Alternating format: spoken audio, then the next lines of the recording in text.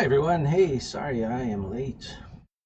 Just was in another meeting and I just kind of lost track of time. I forgot I committed to doing my stream at 2 o'clock today, so should have kept my 3 o'clock schedule. My bad. So, hey everyone, thanks for joining me though. Yeah, working on the level. We're almost done. Actually, almost done this time. So, um, we're getting there. We're gonna put some clouds in today. We got from one of our guys, Chunk. So that should be good. You see back here, I added a couple clouds today just to kind of test out the meshes.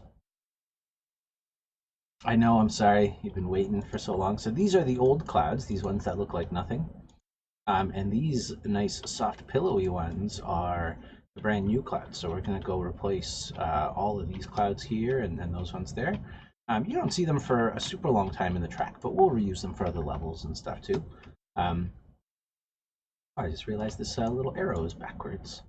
Um, but anyways, we're going to replace those and hopefully do some robots and some other stuff too. So, oh, should be really fun. I apologize. I just ran quickly. I had a quick lunch and got myself a little break and then ran back here to do my stream because I am a little behind schedule. So, welcome. If you're new here, this is a game called Rocket Rumble. We've been working on for a little over a year now. I'm doing some level art, design, whatever you want to call it, um, for the stream now. So Unity just decided to do some stuff here, so we're gonna have to wait a little. How's everyone doing? Happy Monday, weekend, whatever it was. Hope you all had a good weekend. It was pretty good. I did a lot of outdoor stuff, so I am incredibly tired because I am not used to physical activity anymore. Um, I dug a tree and a bush out and I replanted them, so my body is a disaster right now. Shoveling is a son of a bitch. I don't know how people do that for a living. Shovels all the time. I'm sure there's lots of people that do it, but my god, what uh, what a tremendous amount of work that is. Lunchtime with Alex. I could do that next time. Sorry, I think I'm still chewing a little. Jesus. Like the fastest lunch ever. I have the most budget lunch when I'm in a rush. It's just a whole wheat wrap with peanut butter and jam. The quickest thing I could eat. It's like a peanut butter hot dog, basically. It's really thin. It's not very nutritious, but it gives me enough energy to do a stream. Lunchtime with Alex, like a little cooking segment. Cook up some tofu or something. Um, okay, so let's see if we can play this level first. Kind of show you what we've done so far. I've done a few things since our last stream. I've been really trying to get this level done. So, um, just how to make an artisanal sandwich for the next stream. Well, if I could ever convince Vince to stream, he modeled a really good sandwich for Lost Orbit, so maybe he could show you how to model a sandwich. That would be kind of cool. It was a really good sandwich. It had like tomatoes and lettuce and stuff in there, like really nice bun. I don't know if you're listening, Vince, or if you're here, but definitely got to get that sandwich back in. Actually, I think we talked about um, taking that sandwich and making it a customization item for the character, just like a sandwich badge or a hat, something like that. Kind of fun. All right, so wait a little bit here.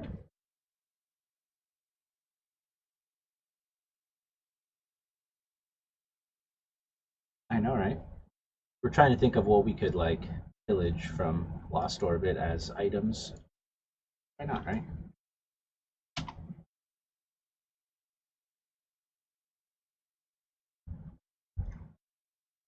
Right. So give me a second here, just loading things up. What's better, like real lunch or digital lunch? What would you guys rather watch? Somebody making a real sandwich or a digital sandwich? I would probably want to watch the digital sandwich because it seems like way more work, especially in like a couple hours worth of time. All right, sweet, that works. Okay, so an homage to when you got a race probe. Yeah, yeah. Photo scan the sandwich and then like retopo it. That'd be pretty amazing. We added a lot of these track bits here, and you see here on the outskirts, this is where we'll see our clouds. So, and like down here, I kind of have like this circle of clouds. I'm probably gonna add a few more in here now that we have real clouds. Kind of like this, like this track is going like through clouds, and they're kind of parting and stuff like that. Real lunch. Okay, what if they make a real sandwich, but then at the same time, they also have to make that sandwich in the game? That's true. You won't be able to make the. Oh, I guess you could follow along and make the same. Too. I like that. So Vince has to like get bread, cut the bread, model the bread, and then get some like whatever lettuce out, cheese, whatever he's putting on a sandwich, and then model all those things. Pretty sweet. 3D print it. 3D print it with food ink. Then you could eat your 3D sandwich. They have food ink or like printer material. Probably like spam. You probably like 3D print with spam. Or like that stuff they use to make chicken nuggets out of, that pink stuff. You ever see that? So we added a few things. The first thing is I modeled this saw finally. There was just like a little placeholder item there, so I spent some time modeling that on Friday or whenever it was. So it's nothing crazy. Just I made the kind of outskirts of it glow yellow, so you kind of know where to hit and not hit. It doesn't kill you. Like you can run into this stuff, but just to kind of stand out a little bit. We have our Dugs in now, our Thwomps, if you will. I added some effects to them as well, and a little bit of an animation to them going up and down, so their eyebrows actually like go down. You can't really tell because they go off screen here a little bit, but so you kind of go up and down. The 3D printed lunch would essentially be a giant chicken nugget. Yes, yeah. Thank you for the barks. Hey, how's it going, Apocalypse? Um, yeah, it would just be a chicken nugget in the shape of bread and other things. I mean, you could probably, like, if you switch your cartridges, you could probably 3D print out of bread type material. I don't know. If you, like, got a baguette, soaked it in water, blended it, blended it, and then put that in the machine, you could probably print that out. Probably wouldn't be tasty, but it would be technically bread.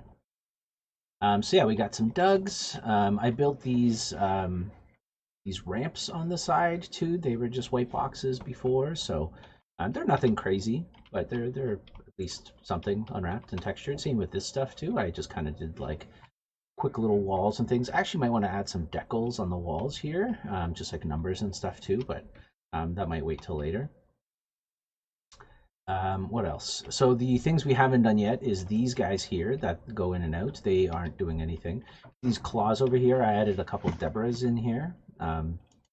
Hopefully, if we have some time today, we're going to get around to that. So I'll show you what is going on here. So we have these guys here, and I kind of want to just animate like one of their arms moving some of this stuff, like back and forth, like they're, I don't know, sweeping the floor or mopping it or something. I don't know what they're doing. These guys are surly robots. They don't know what they're doing either. Oh, excuse me. So, yeah, we got some more walls over here. I threw a Deborah over here as well. She's going to be moving kind of, I might have two of them moving off the screen and then like placing asteroids onto the conveyor belt. So the goal right now, we'll see how that works out. I finally got Dave in. These asteroids will get fixed too. I finally got Dave in here. You see here, he spits out some rocks. The conveyor belts don't work in local play, so they're not pushing me, which is nice. I could actually stop and look at this stuff. And we changed around the camera a little bit, which it doesn't seem to be working now for some reason. Maybe that one only works in the build too, but anyways, yeah, so he spits out rocks now, so that was kind of cool. These rocks can hit you. They don't murder you. They just kind of bounce you around, but there isn't a lot. He really only spits out like 3 rocks at a time, so they're not very hard to dodge. They're more just there for kind of like scare and whatnot. But yeah, so he's finally in and doing that. these rocks, I actually had a fun time doing that. So I exported the track into 3D Max. I used 3D Max's physics system to simulate the rocks falling down. And then I recorded that as an animation and brought it in. And this is all playing through timeline. And these are just particles that are spawning with some, with like a little collision here on the track, like a little fake plane collision. So then that way I could animate all those things. So then A, they're exactly the same every time. B, they look cool because they're physics, um, like they're solved through physics, so they're not poorly hand animated by me. Um, and um, and then B, I can, or C, I guess, I can throw them on a timeline, which then can get synced on our online stuff, which then all the players playing the game have the same animation at the same time, blah, blah, blah. But anyways, yeah, so that's that. That was kind of fun. I could show you how I did that if you're interested. Um, very easy, much easier than I actually remember it being, so that was kind of cool. Okay, and then this area has some walls too. I still have some magma stuff I want to do with these pillars, but it's not super crucial because they look kind of cool anyways.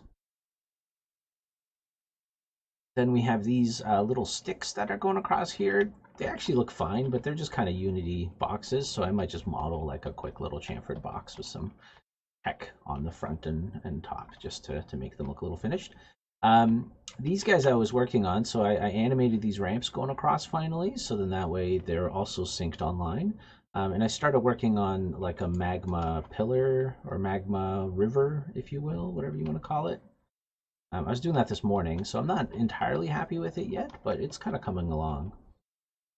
So it's like a tube that just kind of oscillates a little bit. See here, it kind of changes, so we might polish that up a little bit too. It's got some little particles that kind of come off of it as well, these little sparks. The ramps aren't really, oh crap, I forgot if you die, it ruins that for you. Anyways, that's pretty much all I've done so far since the last time you saw me. So yeah, these are the little magma river things. I made like a little shader for them. I'm not super happy with it yet. I might have to add some more stuff to the shader or just implement a better texture. It's probably fine for how fast you see them, but yeah, we can go like crazy with it. Blech, how's that? It's beautiful. Oh, it's world-based. Maybe that's making it look weird too. Anyways, and then we could like speed them up and do whatever we wanted to do that. And what else? And then we have this stuff at the end, which we haven't gotten around to as well. So I'm going to work on that. And we have a new robot coming in for this last little bit. So, anyways, it's coming along. We're almost finally done. This freaking level is taking a very long time, but that's okay. Let's work on some clouds today. Dying to get some clouds, and Chunk sent them in a couple days ago. So I did just put them in here just to kind of make sure that the shader works and they're all imported. Not that the shader doesn't work, but like that the material's ready for us to go. So need some little sparks and embers coming from the lava. Yeah, I do have little flickers, but maybe they just need I think they just need like something bigger, right? I have like little sparks. There's like these little, maybe they just need to get juiced up a little.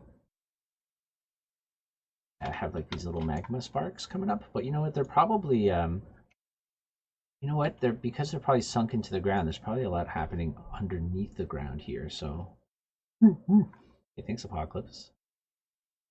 Oh, you couldn't see? Yeah, okay. So maybe they're just a little too subtle. So what direction is that? X. You know, I probably don't need them going into the ground. So let's I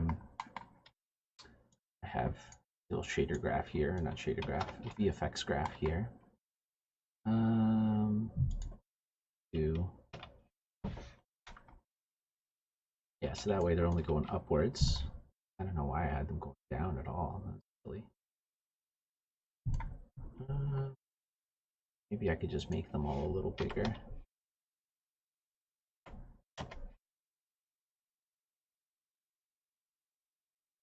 The bark is the cheap John Cena. It's true. I like it. I made the John Cena ridiculously expensive on purpose because I didn't actually want anybody playing it all the time. Yeah, so maybe I could just make it like a little bigger. It probably doesn't need to be as huge too, because I think this thing is much bigger than it needs to be. What I could do is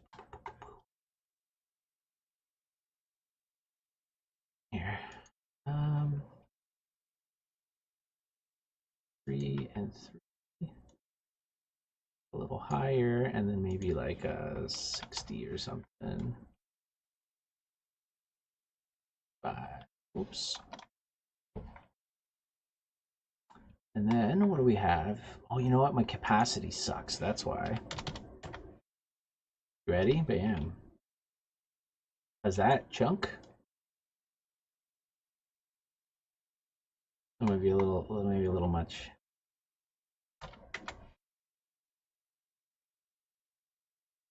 Get that off of here so you guys can see that. How's that? Way more intimidating. They look very uniform and repetitive. I don't know why that's happening. Add some more randomness to some of this stuff.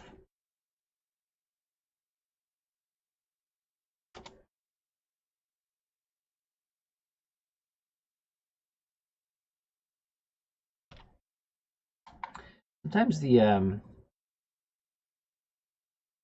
oh, you know what? What if I add like a Perlin noise to some of this? That might be better.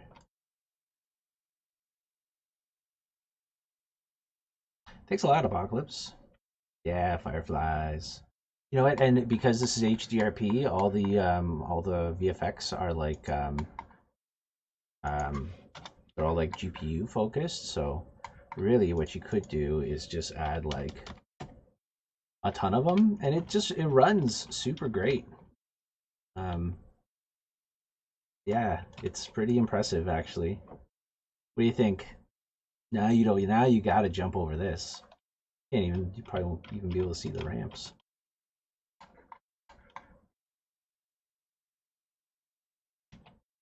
Make some bigger ones. Yeah. Yeah. I'm sorry. A billion particles for everything. You literally can. It's pretty. It's pretty wondrous. This is 5,000 particles per second. So, you know, a while. Like a bit of them. This is 128.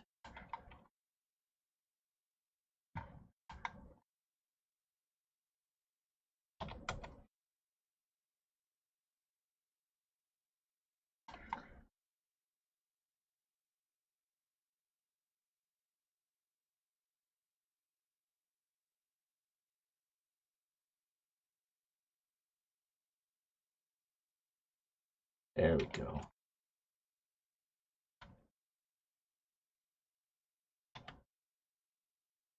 Okay, let's not make them come out as far. I don't know if anybody finds this interesting. I'll get to actually making clouds as I promised at some point.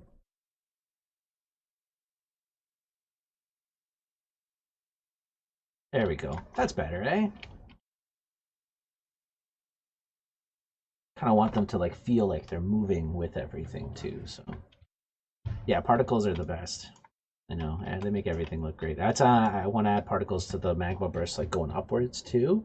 And then when the magma dissipates, I still want like a couple little particles to like chill out there. I think that'll be pretty awesome. So, um,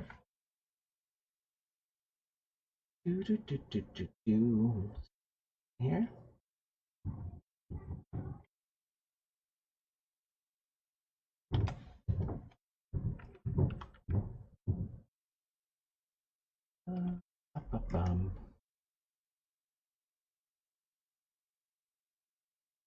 Sorry, turning off my stuff here. Cool. Anyways, we'll see if this is crazy while you're playing. But anyways, let's go back to clouds like I wanted to. I love particles. I could definitely just get carried away with particling things up all the time. So, okay. So I really like just actually placed a lot of these by hand. So I think I'm just gonna do the same thing. I'm probably gonna just delete the clouds that I already had because they don't really matter where they specifically are. I was gonna like replace them all, but because Charlie's or Chunk's clouds are really nice, I don't want to just redo them and like stick with the shapes that he has and he made and stuff like that. So let's get the other clouds in here. So I think I have. Let's close down. So I just have cloud 1 and 2 in so far. So I think you made a few of them. Cloud 3, 4, 5, 6. Okay. So I'm going to put all of those in there. You can drag multiple things into Unity, which is nice, but you do have to. Oops, I dragged them into the wrong scene. That's cool. But you do have to drag them into the hierarchy as opposed to the scene view, which is kind of a pain. But then I'm going to do is I'm just going to copy the transform of this guy here and just paste all of them. So it's going to look silly for now because they're all just going to be on top of each other. But now we can start to have some fun.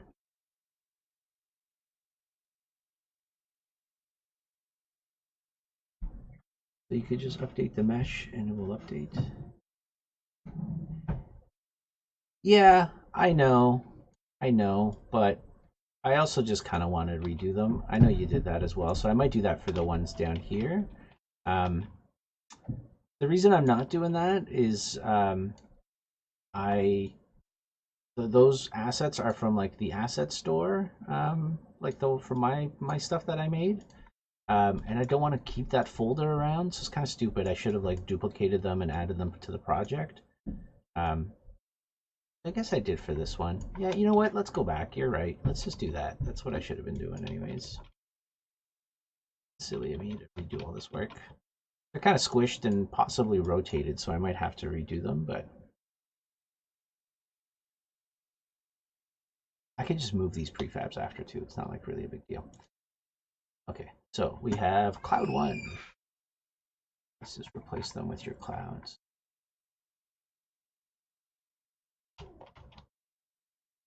It's gonna look really weird in here without lighting.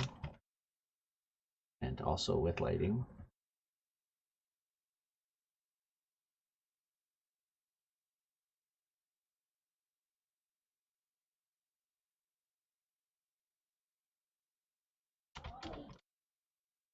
Cloud 1, 2.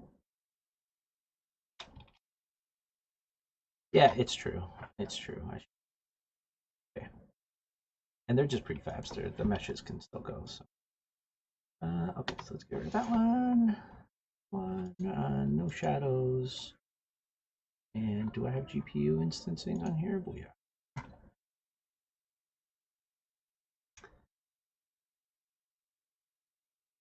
Yeah, see, they just kind of look funky. I think I just stretched them out too much. But I still will do the prefab thing for the other ones, but I'm probably going to redo these anyways. Just because, you know. I think I took too many liberties with the other clouds because they were all just like super simple. Okay, cloud 2.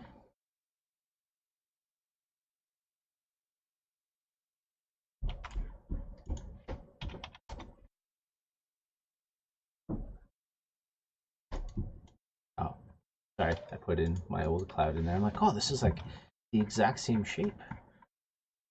Crazy.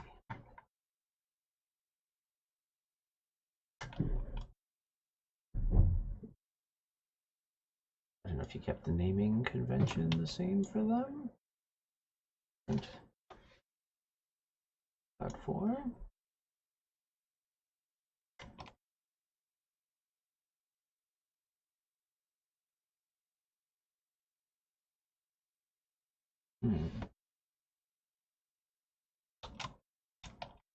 Oh, are these not using? Oh, these aren't using texture. Oh my god, it looks crazy. Looks crazy without lighting. Hmm.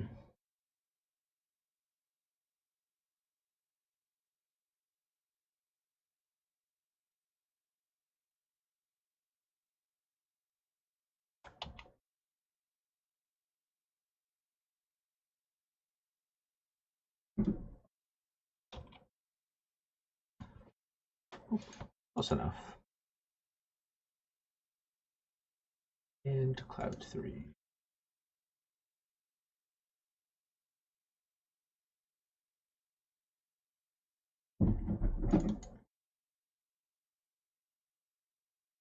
Is this set up with? It is set up with Vince's shader. Yeah, it looks better in game. It looks really weird in the prefab because there's like no lights in here, so they're always going to look a little crazy.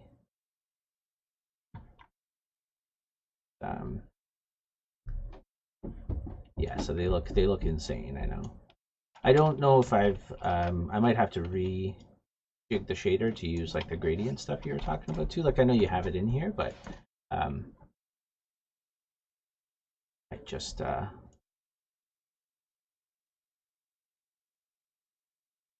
okay. Oh yeah, and I guess some of these are duplicated in here, so that's not really gonna work, but that's okay. There's I didn't dupe the prefab. I duped like the stuff in the prefab, so that's okay. Yeah, see now I don't know which direction these are, so I think a lot of these I'm still gonna redo just because I'm a little worried I didn't place them properly. I know your stuff is like dependent on like the rotation and stuff. Yeah, the blue alpha channel of the one maps there if you need it. Yeah, sweet, cool. Yeah, they don't actually look that shiny. They just, for whatever reason, they in the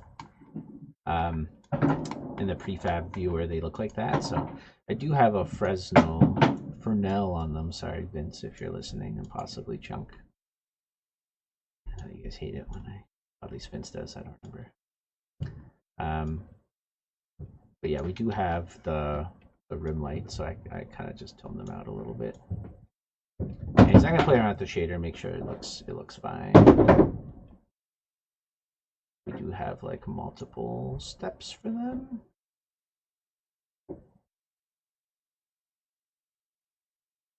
Fresnel, yeah, I know, I'm sorry. It's, you know what, I started working on Silicon Knights, and the people there called it Fresnel, somebody did, and I just assumed that's what it was because nobody told me better. And now it's just stuck in my brain, okay? So there's nothing I could do.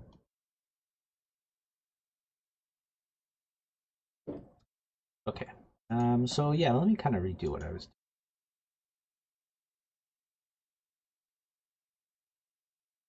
What? All this.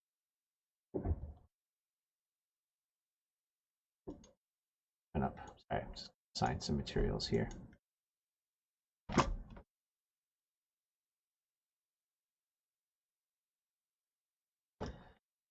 Oh, something on my Steam sale? Or on my Steam for sale?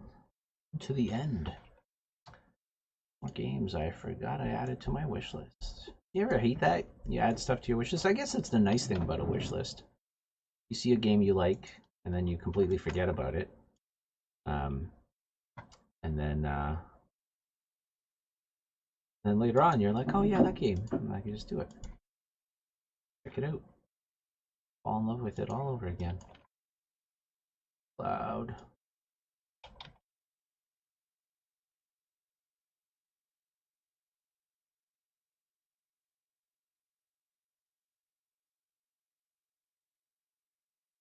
Clouds, clouds, clouds.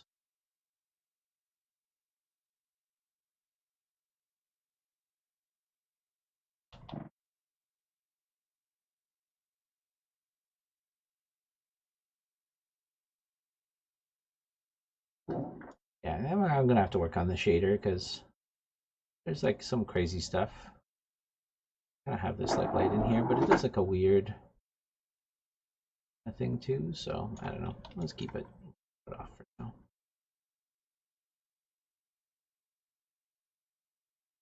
Bum, bum, bum.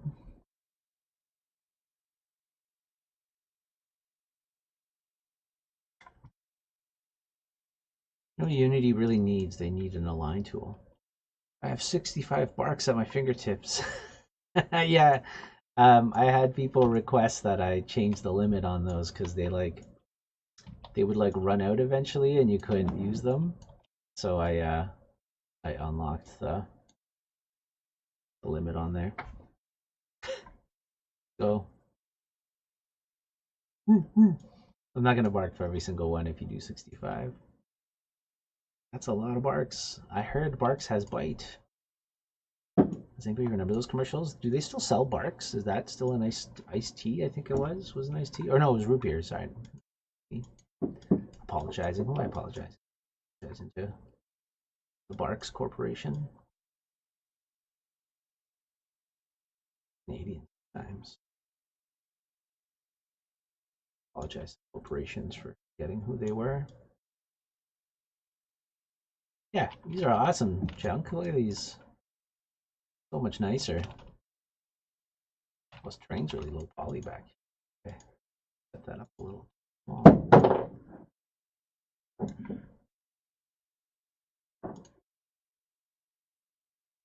How pillowy these are. So good.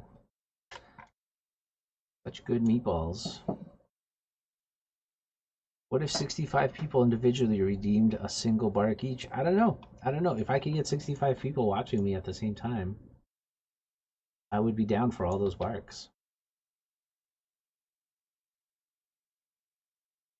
That's the price you pay for adding barks into your stream.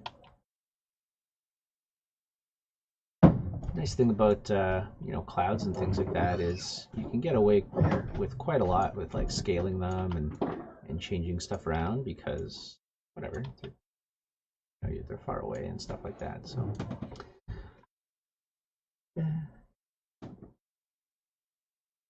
only the finest meatballs used to make these clouds. Meatball made by meatball artisans.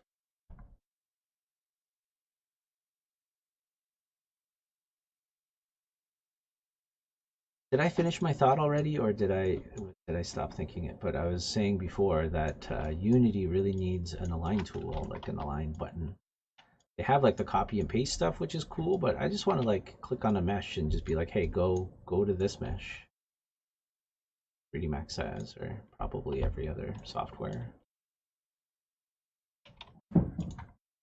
Yeah, look at that. They just catch the light so nice, beautiful.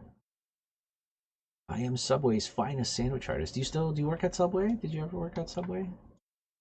I know I had some students that worked at Subway. I didn't remember if you did. Oh, I'm putting these in the wrong scene again. Damn it. Let me just unload these other scenes so I can stop doing that.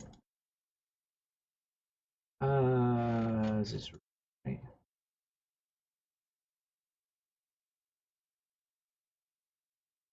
I like that you can work in multiple scenes at once like that, but sometimes I just I forget putting stuff in there.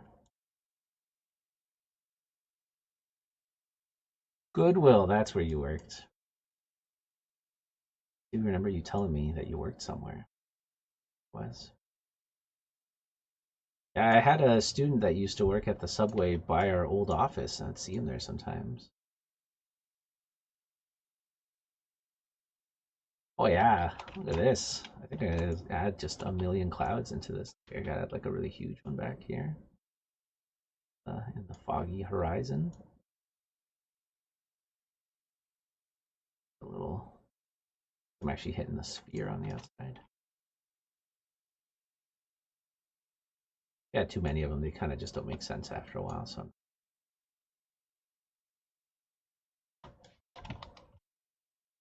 Bum, bum, bum. I like this cloud. I think this one's my favorite one. Having a favorite cloud isn't.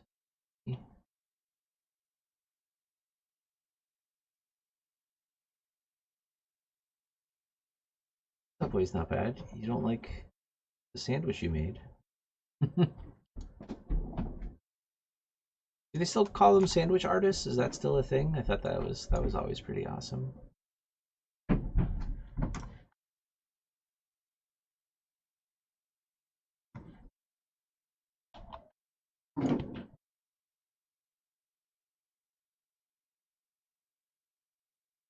I never worked with food before.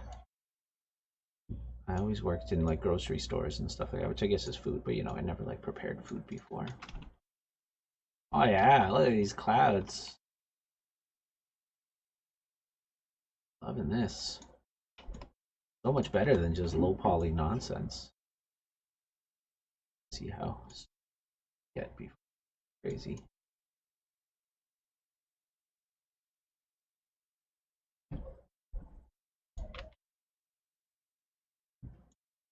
This is kind of a crazy way to do clouds from this far away. You probably just paint them into the skybox or something, but we roll.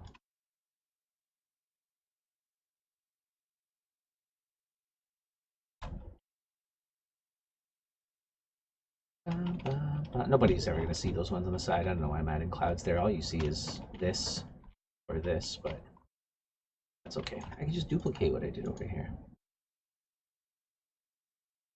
You neither always worked at call centers. Oh, cool. I did a thing at a greenhouse for a couple summers. Oh, that's cool. Oh, man. I think I would rage too much at a call center. I had a friend that worked for a place called Sitel over here, I think. They do like a bunch of call centers. I think everybody in St. Catharines that grew up here worked at Sitel, it seems, but I know a ton of people that work there. Yeah, I kind of just, I don't know, I got lucky, or I guess not lucky, but I just kind of fell into working at a grocery store when I was younger, and then obviously it was easy to go to other grocery stores if I wanted to change my job, but so I kind of just did that for a long time, which I really actually enjoyed. I never worked cash, thank God, because I don't think I would like that. I was just like a stock boy or whatever. I ran the warehouse for a while too. That was pretty fun. But stocking was kind of great. I really enjoyed just putting shit on shelves. Like it was just you're just like a robot. Um, but I kind of loved being that robot. You know, you just kind of zone out. I would sneak in music sometimes too, even though we're not supposed to. But whatever. There. And you just kind of zone out. You put some stuff on there. Once in a while, some customer asks you where something is, and you maybe tell them. But I don't know. It was kind of a chill job. I kind of liked it. And then you do like a bunch of shenanigans. Like we destroyed far too much property at that store or at any store I worked at. Especially once you get your friends working there, you just cause mayhem eventually. But yeah, that happens almost anywhere.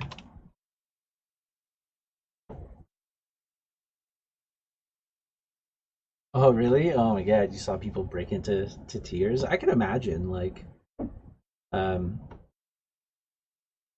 um, I can imagine. Like, I don't know. I'm not big on confrontation, and I'm not very good at it.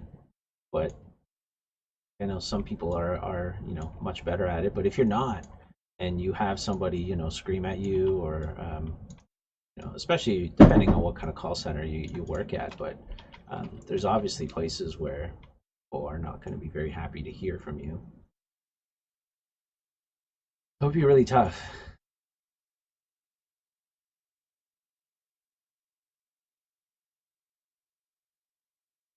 Meet the greenhouse being a robot.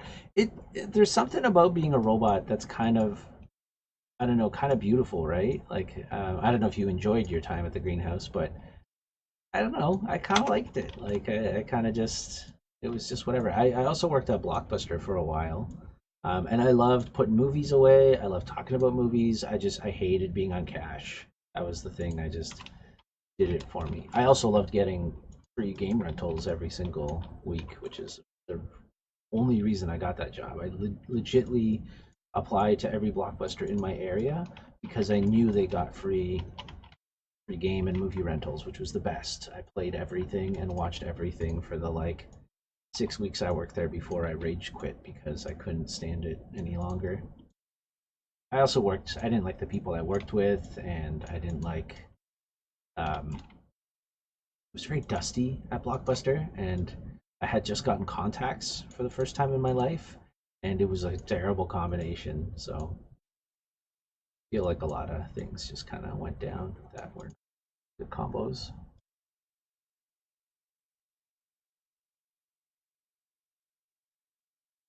Yeah, right. It's just I don't know. It just adds a little je ne sais quoi. And they're like very bright compared to the rest too. I think I made this terrain a little too low res too. Uh, that one here. Find like a happy medium. Like the faraway terrain, you could set your pixel error to be pretty low because then who gives a crap? But for that one, you can kind of see. So Yeah, I love this one where you get like a little hint of blue on this. I don't know if that's from the Fresnel or if it's from some lighting or something, but um, yeah, I like it. Yeah, I did this for my low poly scenes that I made for the Unity Asset Store. I just kind of modeled a bunch of like those clouds that you saw, like these ones. Oh, I guess I replaced those already. The old clouds that we had in here, they were all like faceted and low poly looking, so they match the style, which they do not in this one, obviously, because I messed around um, with the normals and stuff. But anyways, it kind of works. You just add like these big blobs, especially when they're modeled well, like these ones. They do a better job of I don't know. They just add this nice thing to the environment, and you can have like fun with them too. Like I remember with my old ones, like you would just go in here and um, I know I can zoom in over there. I kind of like working from the point of view of where my character is going to see things, so that way I'm not focusing on details that aren't going to be seen. But yeah, you can have fun. Like you can, like I was like making shapes and stuff in there. Like you could just kind of go crazy and start layering some stuff. And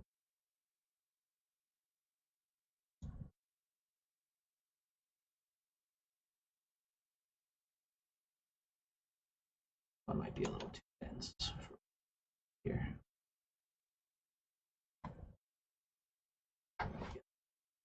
It's thinner clouds. Oh, I can. Same cloud? Oh, you are the same cloud. Oh, is this one one? Also one? Number two. Oh, there. Um, yeah. Anyways, Blockbuster, fun for a little bit.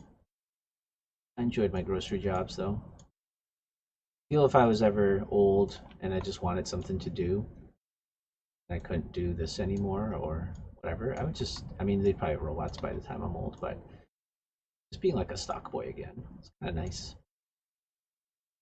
Something like fascinatingly, weirdly fulfilling about making an aisle look all nice and clean and straight. Yeah, you kind of have fun with these. Do like cool little things like that. They're just little clouds.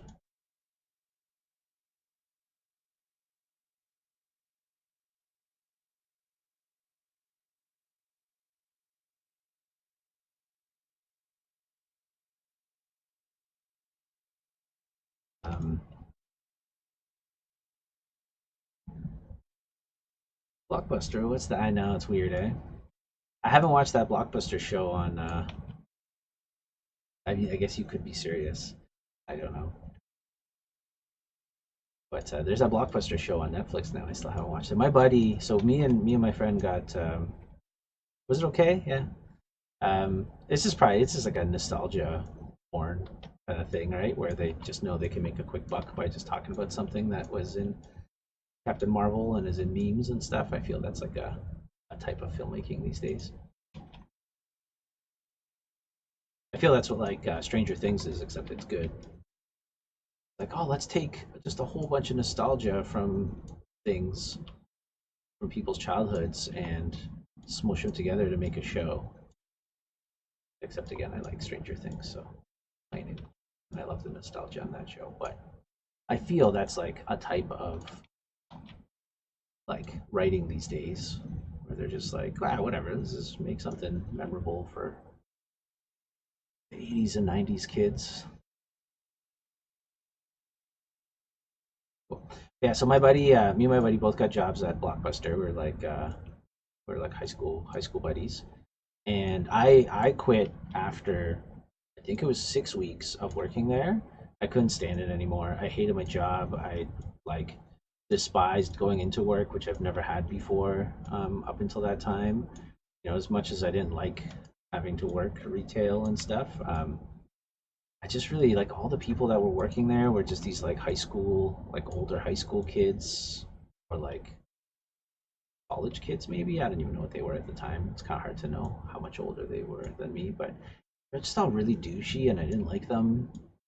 and whatever. So, anyways, my manager went on vacation, and we had a manager come in from a different store, and she was there that day. And at the end of my shift, I'm like, hey, I don't remember her name, like Colleen. I'm like, hey, Colleen, I'm just I'm just not coming back. I think I'm done. I didn't give like a 2 week warning or whatever. I was just like, yeah, I really had a bad day today. I think I'm done with this. And she was just like, what do you mean? Like you're quitting? I'm like, yeah. She's like, can you wait for your like actual manager to get back so he could talk to you about this and like see what's going on? Like, nah, I think I'm just not gonna come in again. And that was that. And I was just like, cool, if you need anything from me, let me know. But um, bye. And I just never came back. I loved it. Loved it. I also quit. I had a different job. I worked at this like local small grocery store called Cousins in Mississauga, and I really loved football when I was younger. I used to watch it like all every weekend. It was like my little mini religion. And the one day, I always requested not to get shifts on Sunday because I wanted to watch football. And the one day, my manager there, he was just like, his name was Gus. He was just like, "Oh, dude, you got to work on Sunday. Like, we really need people, so you got to work." I'm like, "No, dude, I told you when I started working here, like, if you want to bring me on, that's cool, but I'm just not working Sundays." Um, he's like, "I know, but like, you have to, He's like, "I know that was the deal, and you're just gonna have to work on the Sunday." And I was just like, I don't know. I guess I didn't really like confrontation, so I was just like, "Okay, that's fine." And then like Saturday rolled around, and I'm like, I think I'd rather watch football. And so I just called in. And I'm just like, yeah, I'm not gonna come in, and I don't think I'm gonna come in again. So I'll see you. And I just quit. I don't know. I guess I was kind of a jerk. If somebody did that to me now, but I wouldn't be very happy. But yeah, I was just like, whatever. I was like a entitled kid. I didn't have to, I was only working to pay for like video games and snacks and Marvel collecting cards. So obviously privileged that I could be an asshole when I was young, but it was very fun. So definitely, growing up, you're just like, oh man, people like need jobs, and I'm just here like throwing them away just because I want to watch football. No regrets at the time, but later on, like a kind of an asshole.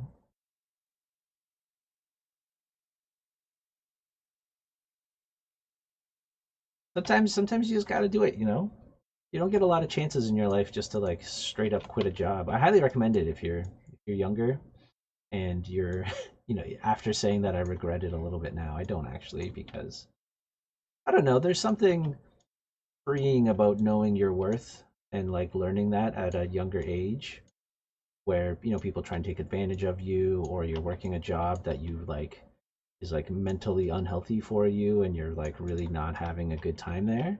um I think it's like a valuable lesson to like learn that you don't have to put up with that stuff when you're young forever. And obviously not everybody again could be in a good situation where you can just quit your job, but I mean when you're younger, I think most people, or maybe not most, but some people definitely have um the ability to do stuff like that and put themselves first. And I don't know, I think it's like a good experience. I wouldn't do it all the time, but um there's something about it that's like a good learning experience for yourself about yourself, right? So clouds look sweet. Thanks, Vince. What do you think about the Fresnel on them? We were talking about you earlier.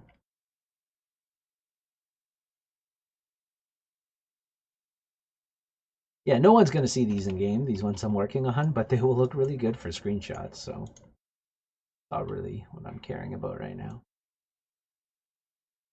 Everything's for the screenshot. Clouds don't even make sense where I'm putting them, but it doesn't matter. The beauty about game dev sometimes, like we don't have an amazing cloud ray marching system like they do in like Horizon or something like that. Um, they don't really have to make sense. They just got to look cool. I mean, sorry, they have to look like they make sense, but they don't physically have to make sense, right? I want to do like a cloud level now. Cloud. What's the Star Wars one called? Cloud City? Cloud. Why am I blanking on that? Is it just Cloud City? Orlando?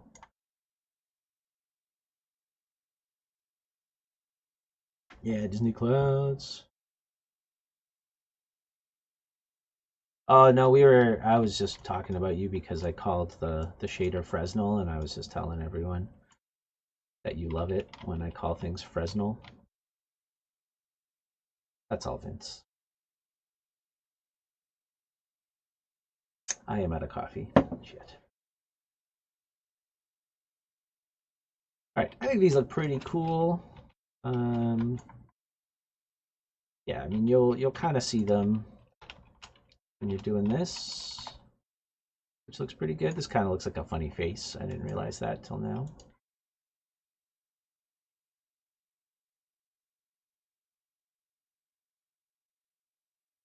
Yeah, that is. I'm gonna get embalmed in 50% metal Fresnel. I'll show you what we were doing earlier, Vince. I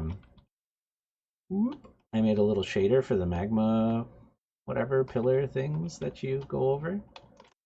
Things here. So we had this particle, and then Chunk was saying how you couldn't really see the particles the way I had them before. So I'll show you what I did with them, because it looked amazing. I was telling them how the VFX graph stuff, it's like pretty. You could go pretty high with your particle count. So I just had this for a while. Yeah, it's pretty amazing.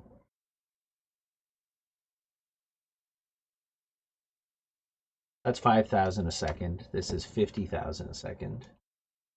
Oh wait, I think I'm capped here. Let me save before I do this, just in case this destroys my machine. If the stream doesn't come back, it's gone forever. I died. Not this. This is just saving. Hold on. Okay, ready? Boom, 50,000 a second. Oh, it does not let me go that high. Oh, there it goes. This is 50,000 particles per second.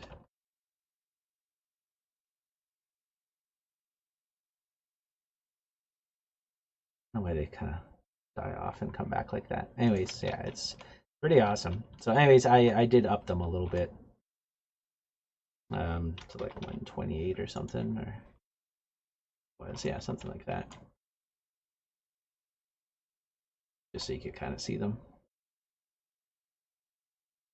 That's gonna start pouring onto your PC. Yeah, no, it was great. It didn't affect me at all. Yeah, that's what I was actually changing. I actually, the last time when I hit the button, I changed the max capacity to 50,000. Well, I guess yeah, that's actually probably pretty low, because if I do, so this is 50,000 per second, but only so you could do like you could do per second, and then you do a capacity of how much your system can actually hold. If I was doing 50,000 for both, it's actually limiting it. So if I did, this is 50,000 a second and 5 billion overall. Oh yeah, there you go. My computer's starting to finally have a little bit of trouble here.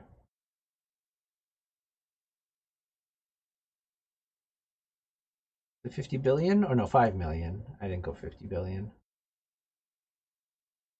Yeah, 5 million. This is like 5 million particles per instance. So there's 5, 10. Ready? There you go. There's 15 million particles on screen right now.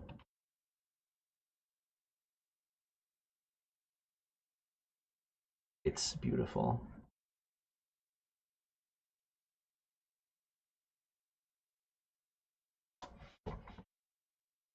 Yeah, this is 50,000 per instance.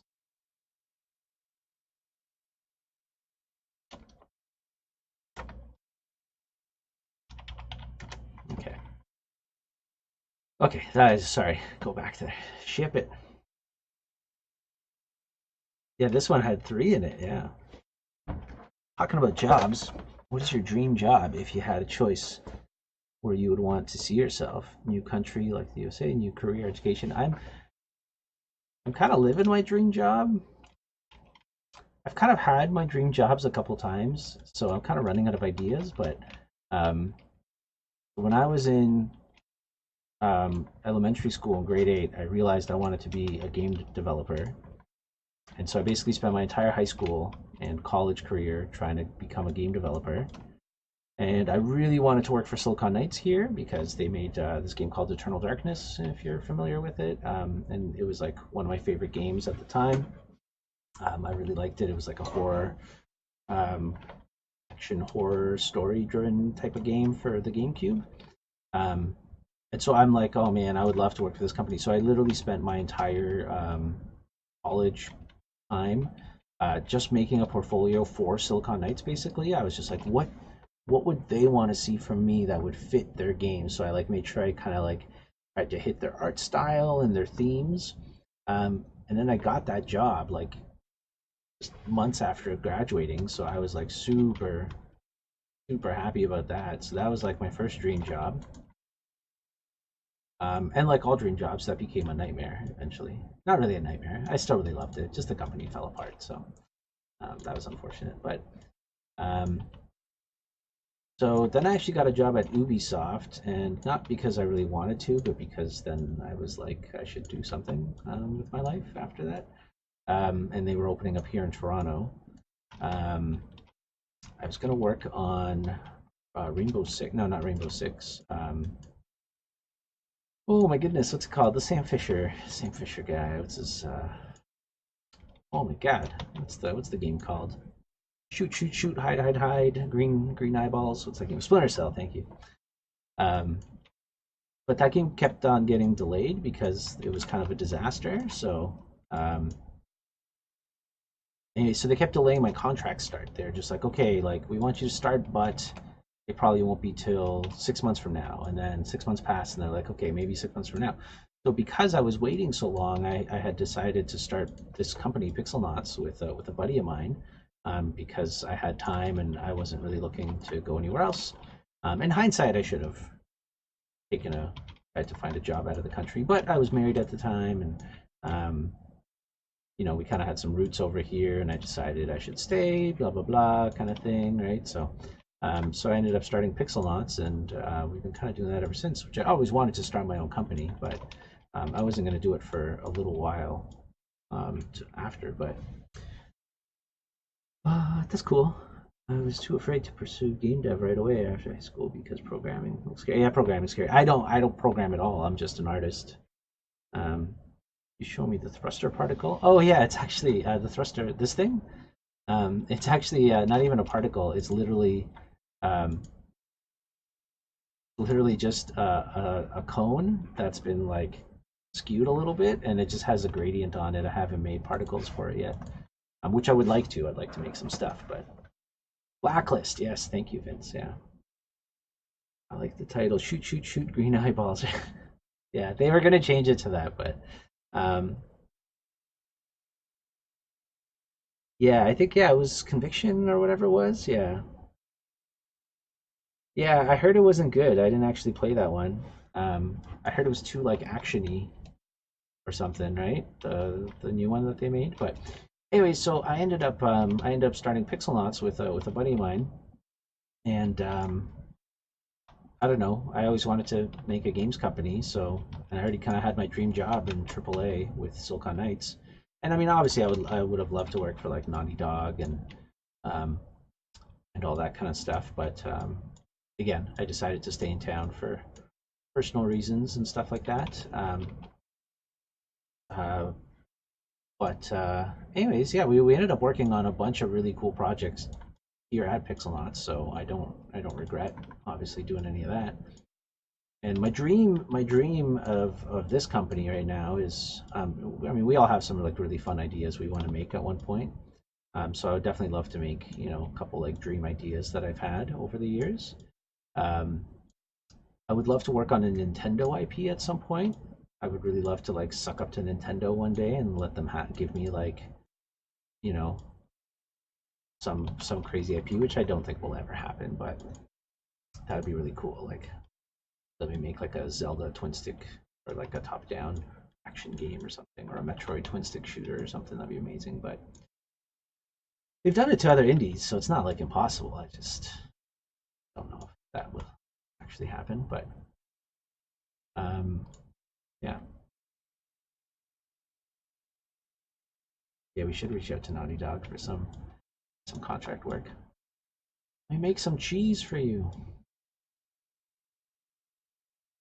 Oh, Vince, we were also talking about you making a killer sandwich.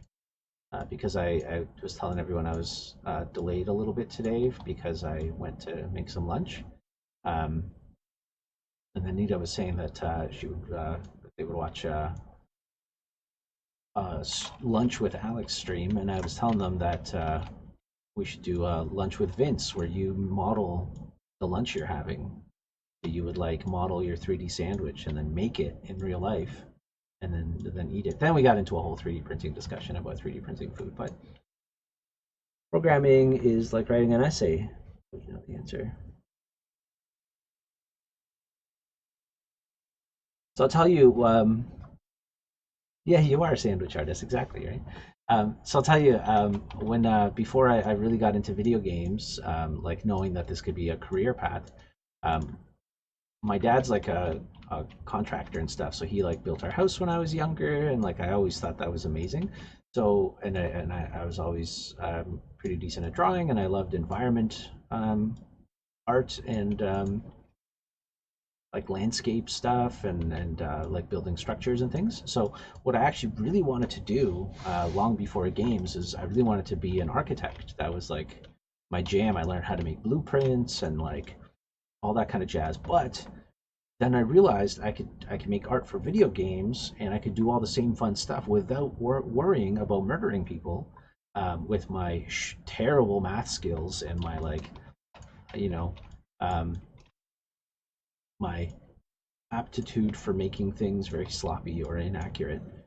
You know, when you're an architect, you can't just smash a bunch of objects together in AutoCAD and hope that it's a good house for people, because people will die. And you know that's usually not what you're aiming for as an architect, unless that's like your shtick, I guess, or something. Only make murder houses for you. Um,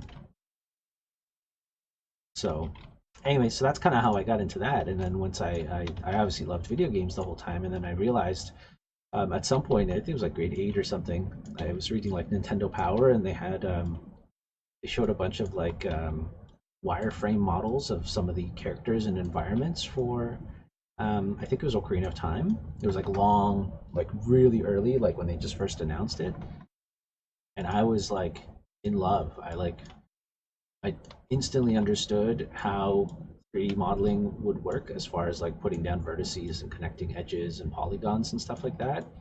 And I was just like, yes, this is what I want to do. Anyway, so that's kind of how that came up to me. But we've definitely worked at some on some really fun stuff here at Pixelons, contract wise too, like not just our own stuff, but get to work with a bunch of really cool indies. We even got to work at Ubisoft again. We worked on Starlink a little bit, so that was cool.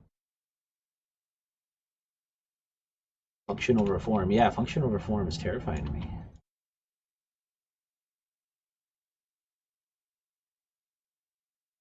Um, yeah, Starlink almost counts as Nintendo, right? Yeah, exactly. We got to work on some of the Star Fox stuff actually. That's a good call, Vince. I forgot about that.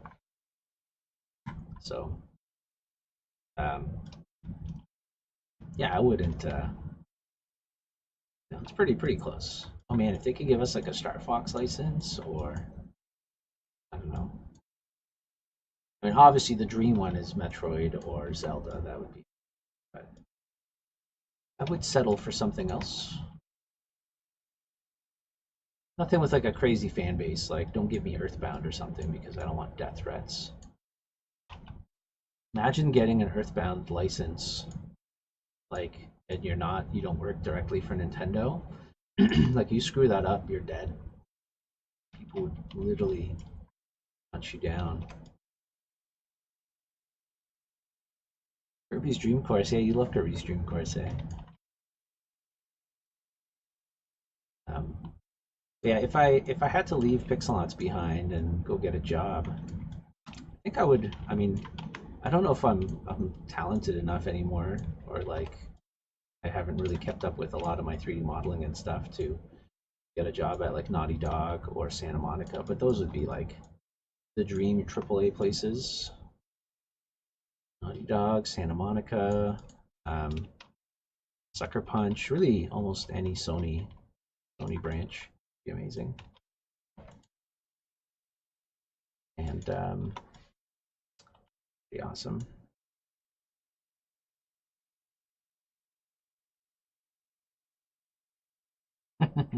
Actually, I think unless they've changed, last I heard, I had a few friends apply and do the art test at Naughty Dog. This was years and years ago. This was like 10 years ago.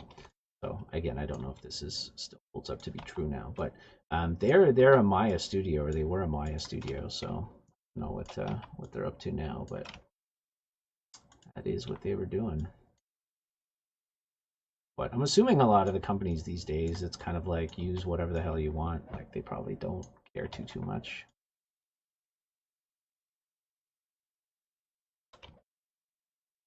Um, yeah, let me just rotate this back.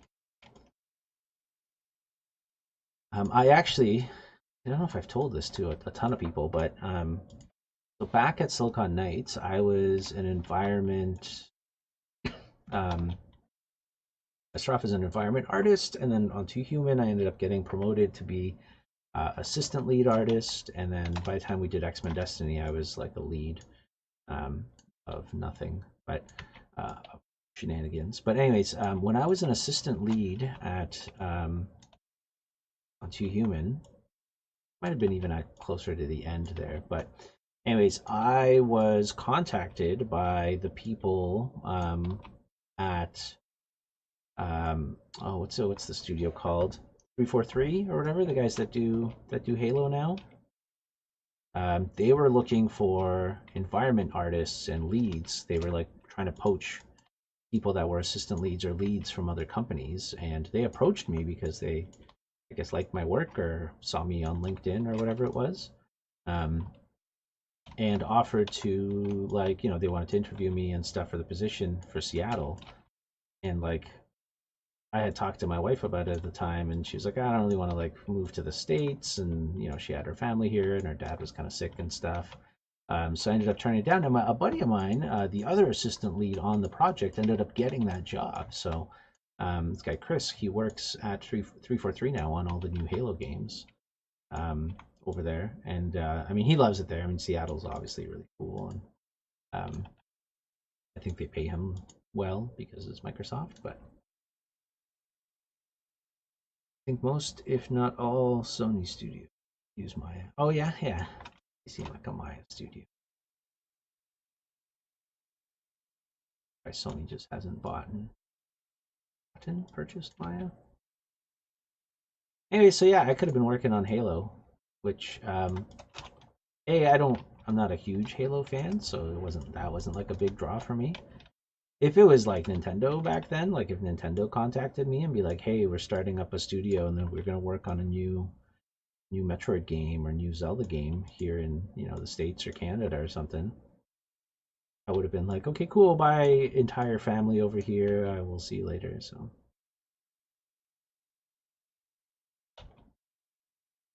my new family would come with me. So all good now. What do we got here? Sorry.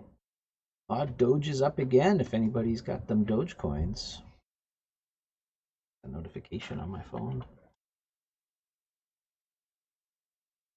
All right, so yeah, we got some swirly clouds going around here. This is looking pretty good.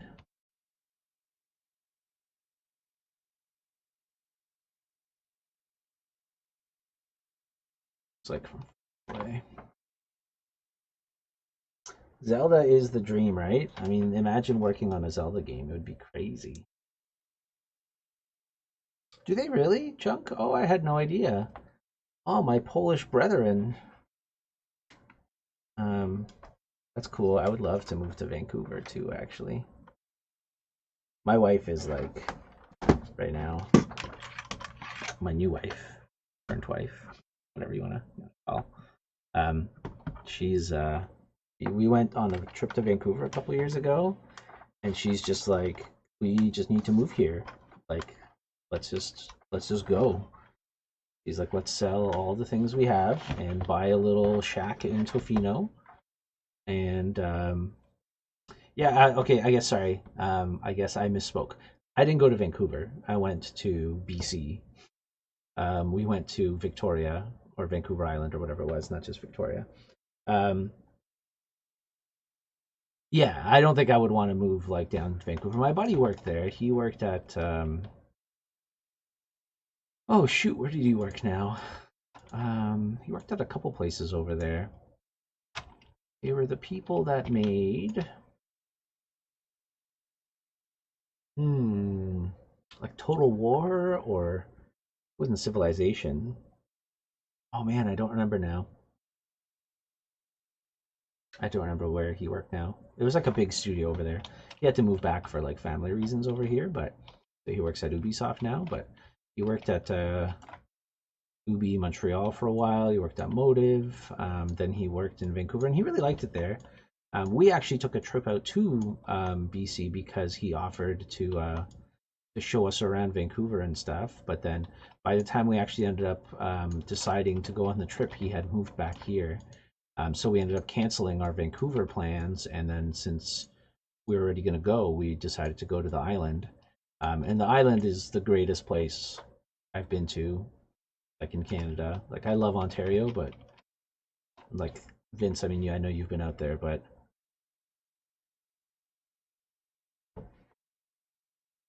yeah, that's fair. The island was magical though. Like I loved it out there, out in like Tofino and all those places. Like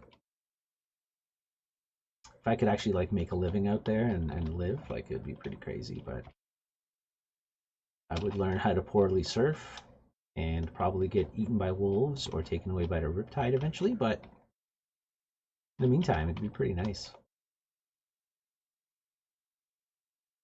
Sorry, I have an itchy nose. It's like I've been trying to sneeze for like an hour now.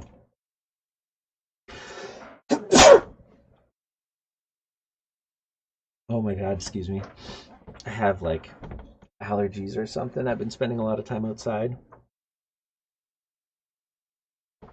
Yeah, that's fair. Oh, thank you. Did you live out there, Apocalypse? Um, in Vancouver or?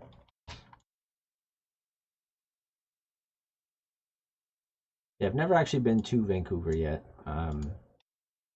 That seems nice, but I also don't like big cities, so I don't really care about more buildings and more um, stuff. I don't know how many of these clouds I should add for how much to obscure or not obscure. Basically, don't need them out there, so I have to be closer.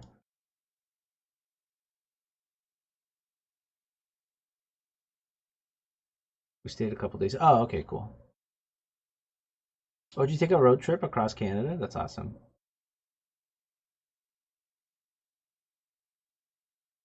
You were running. um, I had a buddy who did a road trip across here from Ontario to Vancouver. They lived out there for a little while. For he did like an internship there or something or whatever. He drove. Him and his wife drove all the way from here out to Vancouver, and he's like, I would recommend doing that trip once, but he's like, I never want to drive through the prairies again. He's like, it was so boring. Like you're like, yeah, there's the mountains, and they're 8,000 kilometers away, and you're just driving for like 3 days, and you're like, mountains are still there, same size. Yeah, it's huge. The prairies are huge. Canada is just colossal. Like I'm from Poland, and like when you tell people from Europe that you commute 100 kilometers to your job, like I used to commute here from Mississauga to St. Catharines, it was about 100 kilometers. they're just like, what do you mean you commute? Like for them to like go 100 kilometers somewhere, you're like you're getting a hotel and you're staying somewhere. But because Canada is so big, our like sense of scale is so different. Like all of Poland is smaller than Ontario, but Poland has more people than Canada. Um, and so like yeah, traveling like I drove from Ontario to the East Coast a couple years ago. That's like driving across like all of Europe. Like it's crazy. Yeah, I think it was like a for me it was like a 16-hour drive or 18-hour drive or something like that. I did it in one go, which is insane, by the way. I wouldn't recommend it. Um, maybe I would recommend it. It was pretty fun. Listened to a lot of good radio. But yeah, it is Canada is big.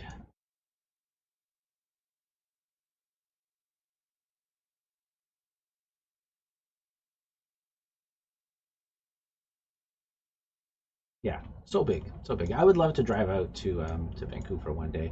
Actually, what I'd really love to do is I'd love to take the train across Canada. I think that would be pretty cool. They have that really awesome train that goes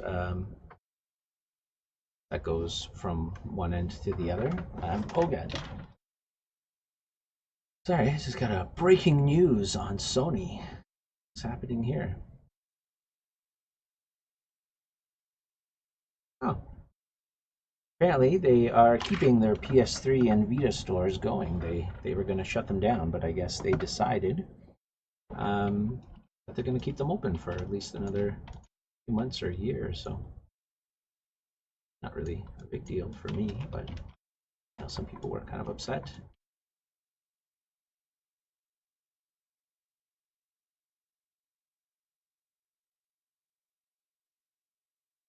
Took the train from Halifax to Montreal. 23 hours, yeah. Yeah, I mean, trains can be faster, but sometimes slower if there's lots of stops. Um, I've driven to Montreal a ton of times. That one's like a short drive now. Only like a, whatever, 9-hour drive or something. An hour maybe. But at least with a train, you get to like walk around and stand up, and you can just kind of look at things. You could sleep if you want. Can't really sleep if you're the one driving for super long, anyways, or a very long time, depending.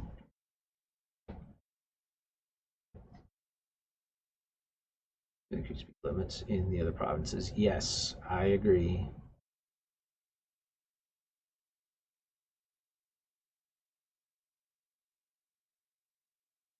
Yeah, Montreal was great.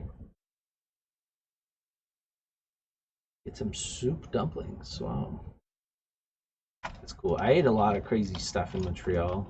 We did like a little tour of all the poutineries and a bunch of the smoked meat houses. And me and Chris walked into this one restaurant, and we sat down, or when we walked into the restaurant, literally, I've never had this happen to me, but everybody was like watching us walk through this restaurant to our table because we were so underdressed and clearly not supposed to be in this restaurant. People were just like, "Who are these guys?" And we sat down and we looked at the menu. We hadn't like looked at the menu before, and both me and Chris are like, "Well, this is probably a little embarrassing, but we need to leave." Like the cheapest meal there was like $300. I'm like, I'm not paying $300 for salad and a sandwich. I don't remember what the restaurant was called, but it was definitely for rich people and gangsters. So, and so then we left.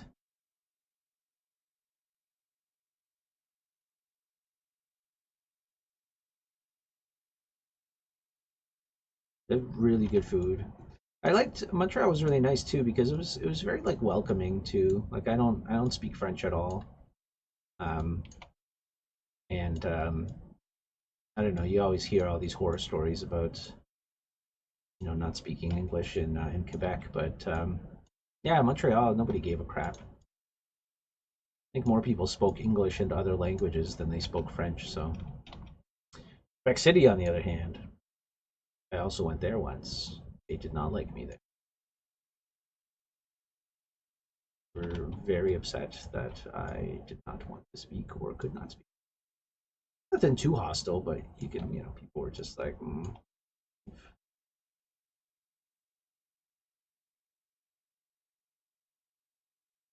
Hmm, I don't know what I'm doing. This cloud here.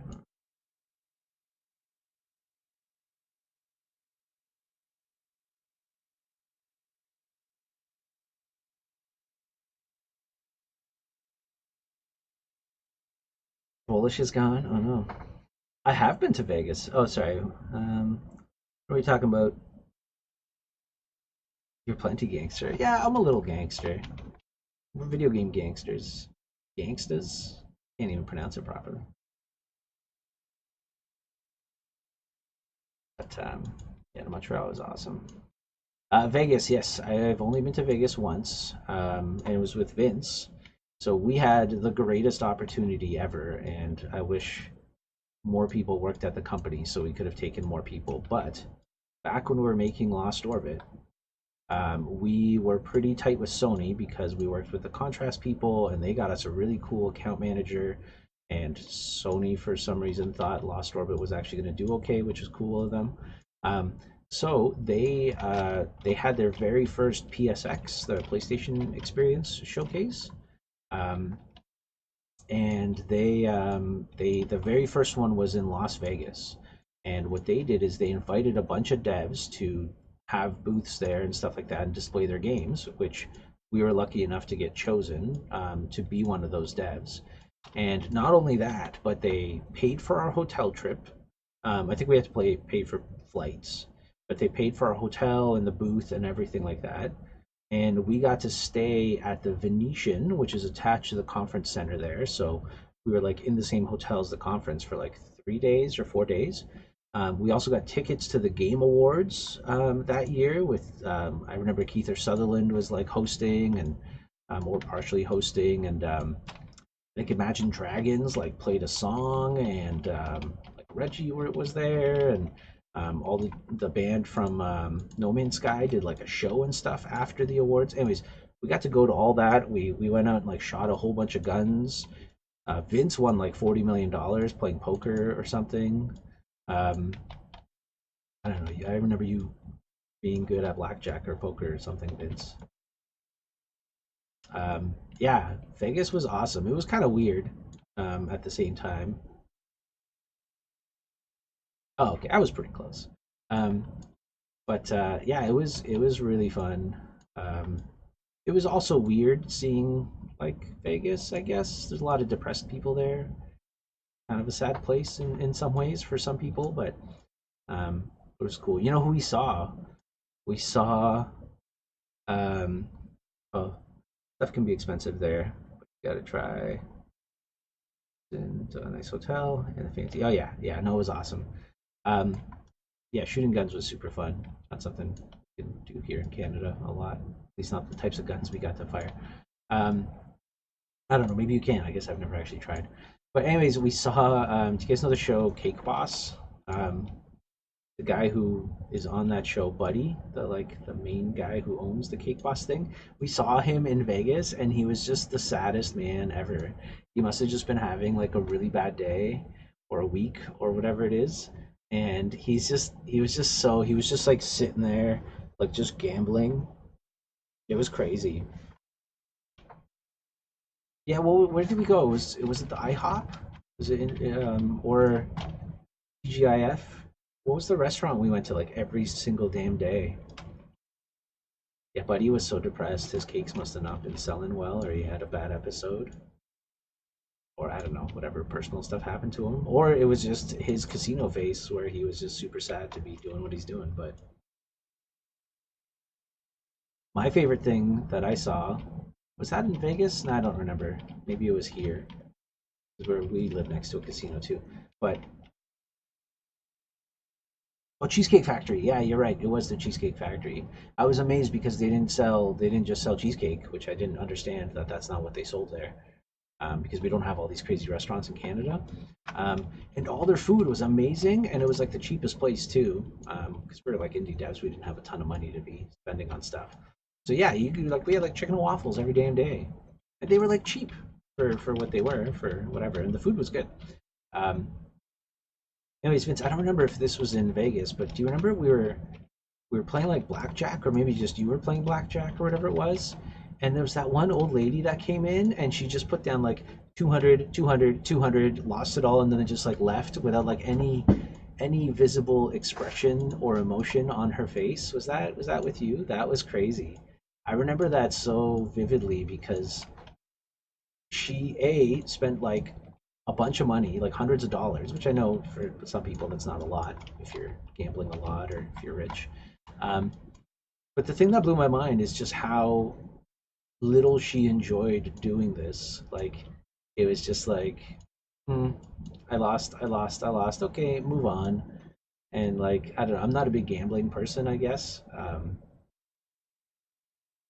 not with actual gambling. I guess games, um, but yeah, she just did not have a good time. Like she wasn't there to make money or have fun. She was just there to do the casino thing, and that was it.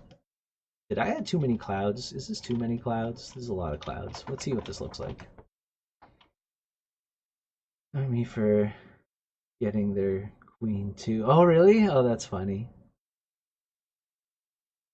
Yeah, yeah. It was crazy. I was so. The thing that also threw me about Vegas, which I've heard about, but I've never experienced it firsthand until that day or that weekend. So we were in again the Venetian, which is attached to the conference center, and then a lot of the Venetian has like fake clouds up top and like lights and stuff to make it feel like you're in Venice and you're outdoors. So because we basically never had to go outside to do our regular conference stuff. Um, we just like you were just indoors all the time. And I remember the one day we came out and I was like, oh, it's nighttime? Like I just there's just no concept of day night cycles anymore. I was like in an old school game where it was just daytime forever and it just never changed. It was crazy to me, right? It was just I don't know, like I get that's the feeling they want. They want you to lose track of time and forget you've spent, 12 days of your life here, but oh man, it was so weird. Yeah, they had sky like it was a video game. They had skyboxes. They were like pumping in oxygen. Daytime Forever sounds like a video game title. Yeah, it was like I don't know. It was like Majora's Mask. You're always on your last day, and then you just start the day over, and nothing ever happened. Okay, so this is kind of how you're going to see the things. I kind of forgot you could see them through the track here. They don't look as good because of the see-through track thing. Does some weird stuff with the post, I think. Um, maybe not. Maybe it's just making it a little darker. So I might do something under here just to kind of flush this out a little bit. But yeah, Daytime Forever. That also kind of sounds like a James Bond movie or something.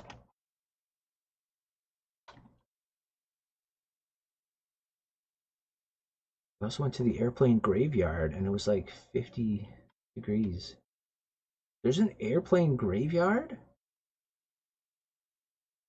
What? That's amazing. Were they all like just old? Were they like actually like destroyed?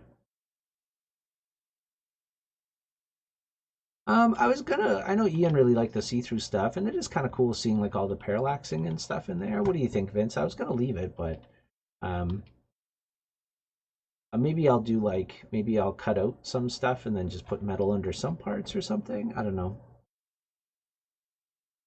Oh, really? Oh, that's awesome. Oh, I had no idea about that. Damn, that sounds like pretty cool. I like airplanes and graveyards. We have a sweet cemetery across the street from my house. I take my kid there all the time for a walk.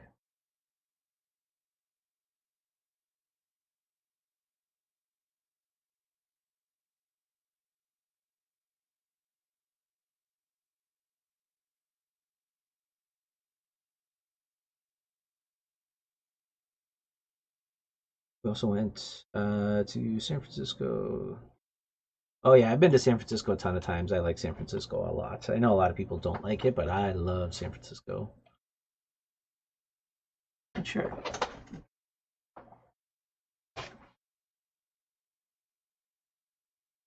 Yeah, that's true, Vince. I agree. It does make it feel more like whatever. Oh, I don't know if you saw Vince, but this is a very minor change. But I modeled out Caustic Canyon, like the actual words.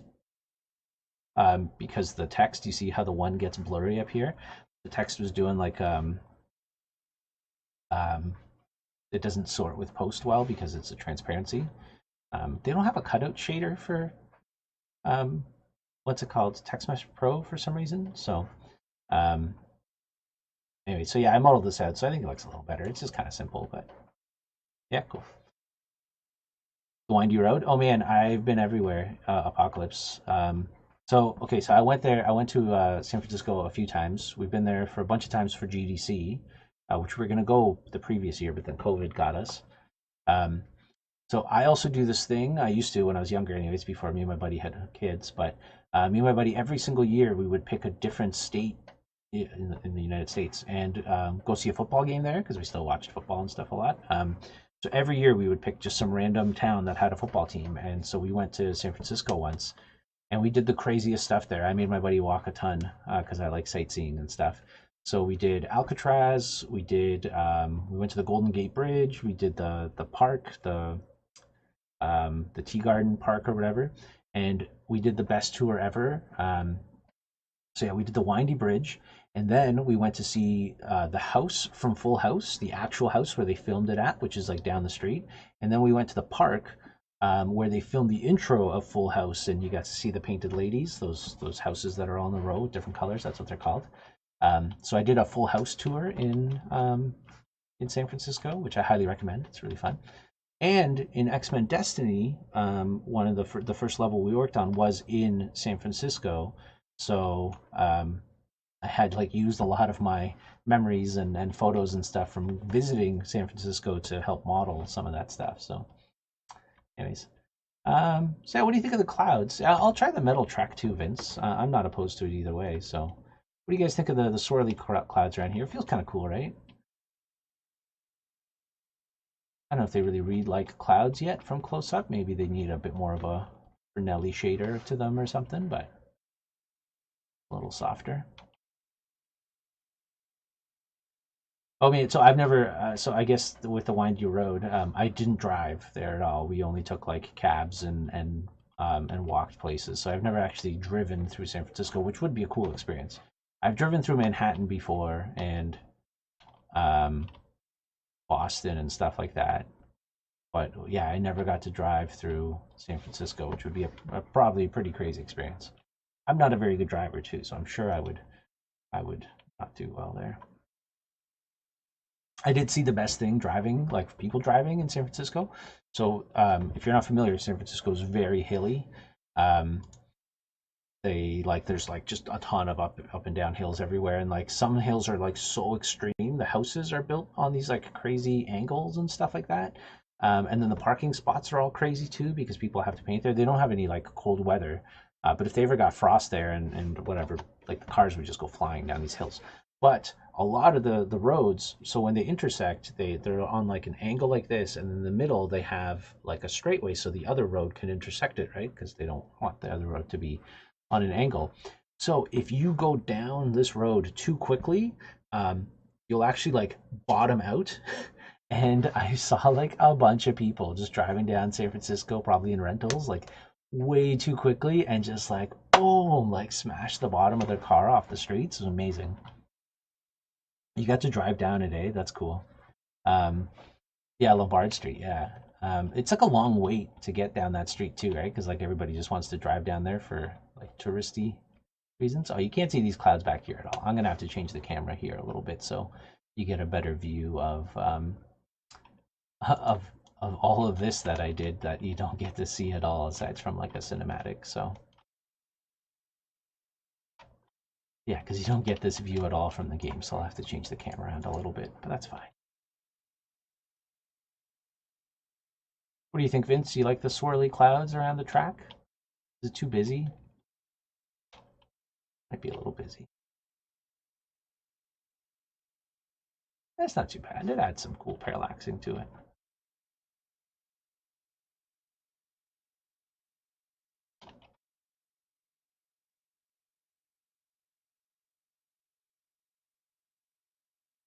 Cool. It's awesome you get to drive down there, though. That's sweet. Okay. Let's see what's happening here. Message me on Discord.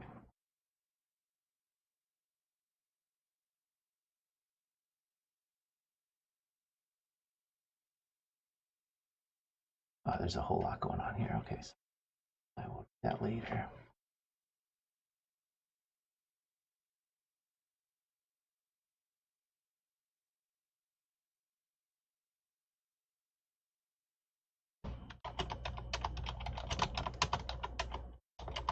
Oh, all caps.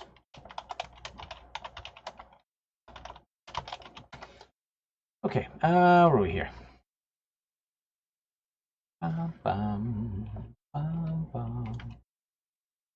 So I'm going to try a couple things. Number one, I'm going to try, oh, what the heck was that, Unity? Popped something up and then it went away? Weird. So let's try adjusting the camera track. Oh, I went into this crazy mode. I forgot. How do you get out of this again? Oops. Oh, crap, no, I don't remember. Shift space. Forgot, this is so good. Oh god. Oh, it does it for whatever you're highlighted on? Oh, that's hilarious. Check that out. You could go in here. Yeah, we're gonna have class, but we probably won't be much. We'll probably just hang out, and it's not your finals aren't due till Thursday, so I'll kind of just be there for moral support or answer any questions you might have. Crazy's last week of school though, eh? By fast. We had the GD launch thing last week for the third years. That was a lot of fun. It went pretty well. Like it was all we. So every year we have this thing at Niagara College where I teach. We have this thing where we used to have like a live event, an in-person event, whatever we call them now. And we would showcase all of the third-year capstones and the fourth-year capstones now from the cross program. And even some of the second years would get to show off some of their games and stuff, which was really cool. So that was pretty awesome. But obviously, we couldn't have that last year because of COVID, and we just weren't really like prepared for it to kind of adjust for it. But anyways, this year our program director organized. Let me see. Sometimes it's hard to know exactly what the camera should do. He organized this this Discord event basically, and he invited a bunch of industry people to come out and like see all the games and stuff like that. And I had to help like chaperone a couple industry people to the different groups and stuff. It was pretty cool. So it worked out pretty well. We had a pretty good industry showing. We had a lot of the indies. We had Ubisoft and Digital Extremes and a bunch of other devs come out and stuff too. So it was a lot of fun. So regardless of what happens to you next year, we'll have something for you. It'll be pretty cool. But yeah, can't believe class is almost over. This goes by so fast. Yeah, did you? Yeah, you enjoyed yourself, Vince? That's cool. I had to leave a little early, unfortunately. I wanted to stick around because we are having some fun discussions at the end, but one of my kids ended up falling down a few stairs and smashed his nose up pretty good, so I had to go help my wife deal with that for a little bit and hang out with him because he's not feeling great, but he was okay. He just had a bloody nose and typical kid stuff. But yeah, it was pretty fun, Avens. I don't know. Yeah, it was cool seeing all the games and like chatting to everybody, and we had like this big group of peeps talking later. So let's see. Okay, so this camera's a little better. I guess you'll never see that. I spent all that time for nothing. It's okay. It's just part of my life. Again, it's for screenshots. Yeah, what do you think, Vince, of these clouds? Do you like this swirly cloud thing? I tried making them swirl so they spin kind of fun when the track spins.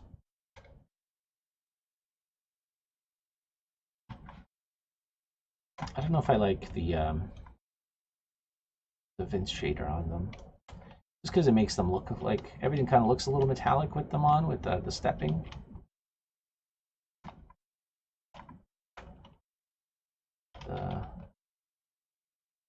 With like the hard edge. Is that the Fresnel? The Vince shader. Yeah, what is it called? It's the Vince shader. You made this shader. This is the shader we use literally on everything, made by Vince. On 2 games now.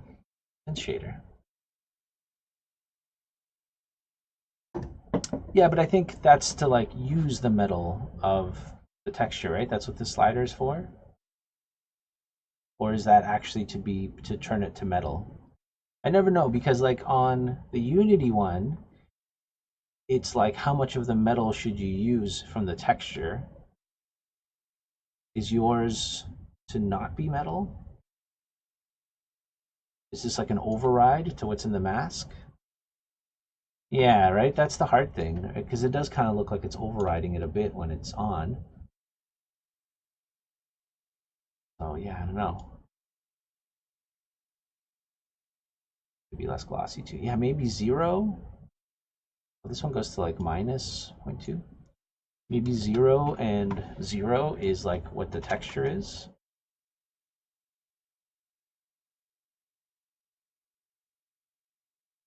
Yeah, that's weird. Okay, then what do we have here? This is the shadow. Yeah, like I like your shader shadow stuff a lot. Um, but a little weird on the clouds just because it adds like a hard edge to it. And that kind of makes it feel like there's like a weird metal reflection map kind of on it.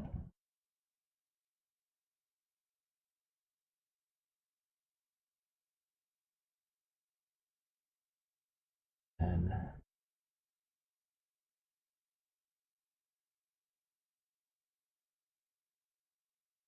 yeah, where's this edge coming from? Is that the light intensity? That, that the emissive? You should be able to soften the edge glow stuff, not the shadows. Yeah, this stuff, right? Light rim.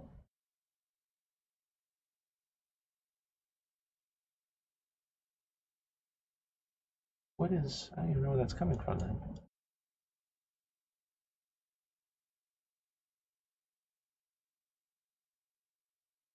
Yeah, that is the Fresnel, right?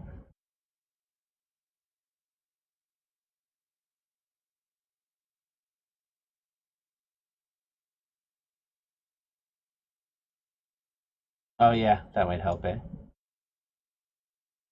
Sorry, I keep forgetting my face is there because I can't see it. So.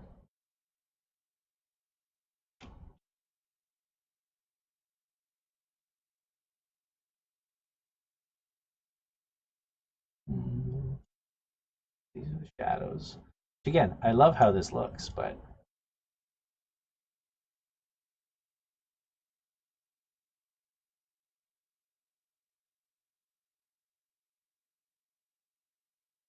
funny.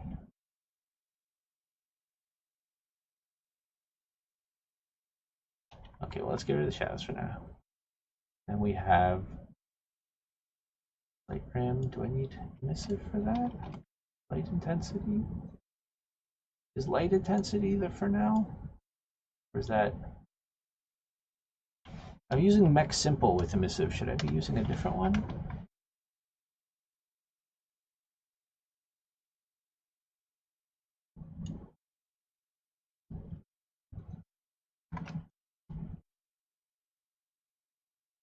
Hmm.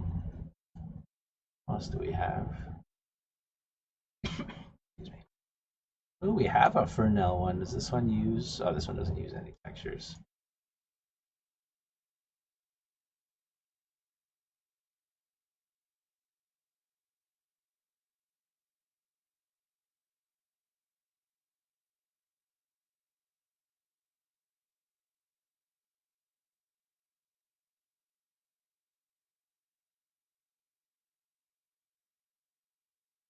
Ooh, what happened here? This looks cool. Why is this rendered so differently than the other ones? I like this.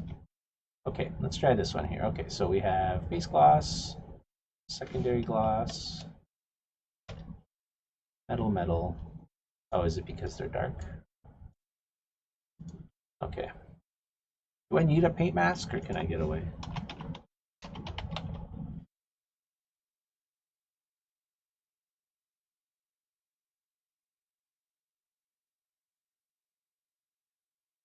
You had like a simple mask for like nothing, right?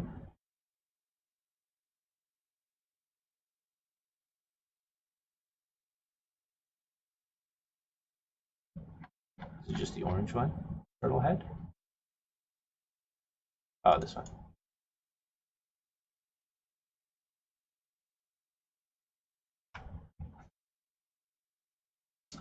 Okay.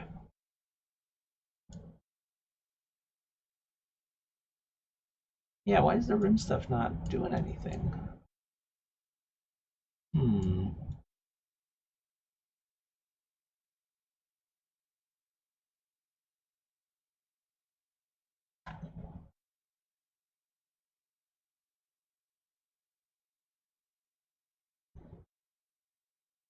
I like it's like a little subsurface look.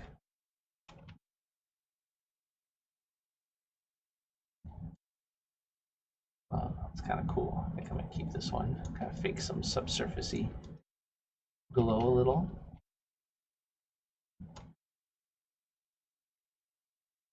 Yeah, it looks really nice out there actually. Okay. Hmm.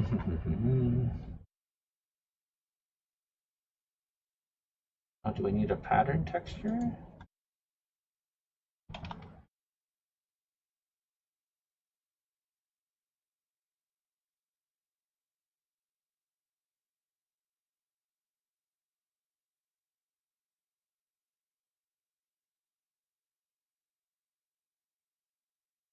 You can make a secondary one.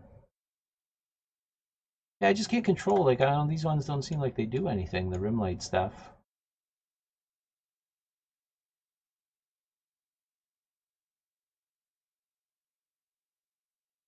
Yeah, like where's the rim light? Let's do a crazy color. Yeah, none of this stuff seems to work. Yeah, weird. Doesn't do anything. That's strange. I know it does it on the characters. Is it maybe because the mask is? Oh, the emissive. Oh, so what's the this stuff coming from then?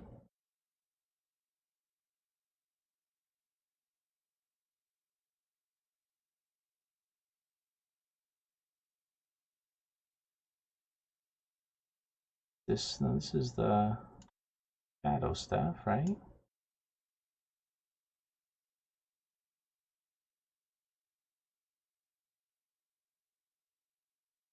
Oh, weird.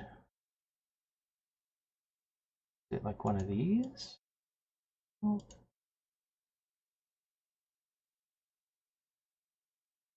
weird. Oh, okay. Yeah, I thought you could like, is that yeah? This one's actually doing like the green one is the rim light. So that one's actually doing stuff now. Yeah, I don't know where the white one's coming from. Hmm. Oh, okay, that's weird. Maybe that's why. Yeah, because I don't use this shader on these rocks too, because I found the tops were all just like super white or like just doing crazy things. So I sometimes I avoid using the shader because it does crazy stuff like that. But the metal isn't doing it, so oh, I guess it is. I guess that's what this one is. That's probably that one. Hmm. Orange.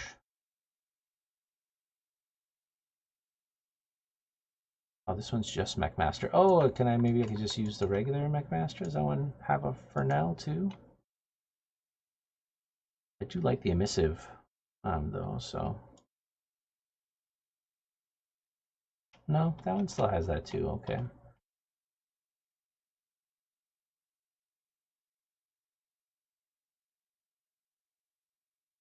Oh, this one looks a little softer, maybe. No, it doesn't. Hmm.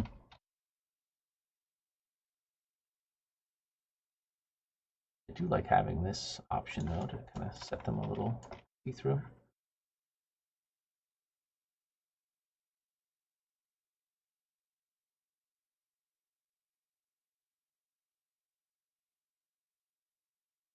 like just lit.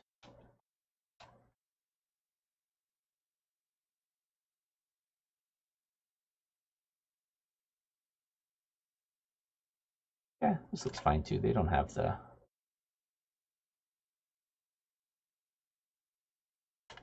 nice edging though. Cool. Okay, yeah. If you want to just dupe that one, make like a clouds one or something, or yeah, I don't mind the white edge. That does look kind of cool. Kind of looks a little cartoony, I guess. That's kind of nice, actually. Yeah. Maybe just like soften it a little bit. But yeah, I guess, I mean, we kind of want the cartoony look anyways, but.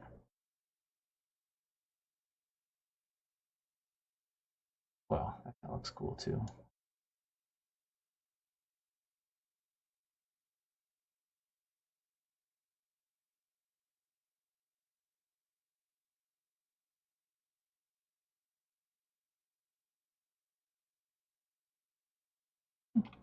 Maybe I like this. Never mind.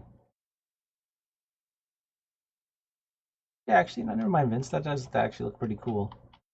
It is a little hard, but that's kind of the point of it, is to kind of make it feel a little bit stepped and fancy pantsy.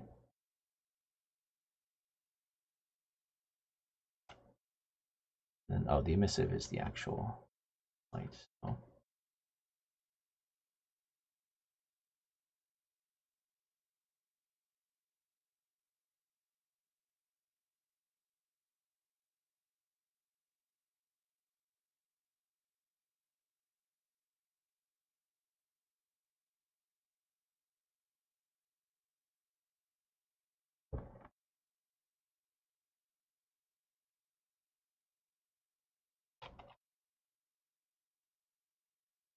Yeah, your shadow values are backwards too. I guess it kind of makes sense. But to me, like one is like 100% in shadow and then 0% in shadow. It's not that yours are wrong. Everybody has their own weird way of interpreting things.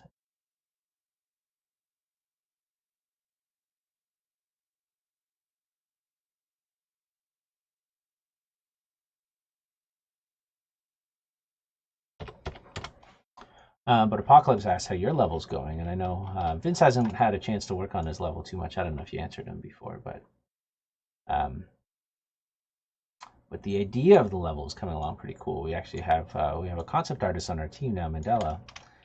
She's been helping Vince develop some ideas too, or not ideas, but like designs for his ideas. So I'm sure Vince is eager to get back to doing that again. Yeah, these clouds look sweet up there. Look at those. What if I made them a little metal, Vince? Okay, I see this one doesn't do anything. Good. Red clouds, green clouds, skull clouds. Yeah.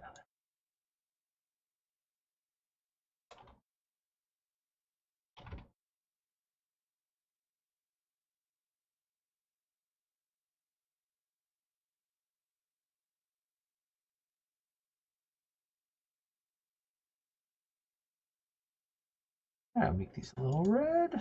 Oh.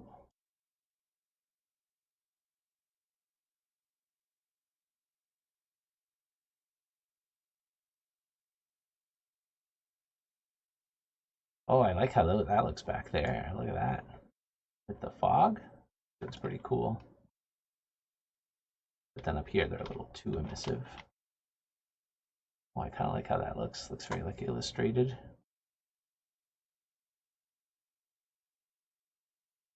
Yeah, because it looks pretty good back there, right? It being so bright. So yeah, I might do the two different mats because I do like how that looks a lot.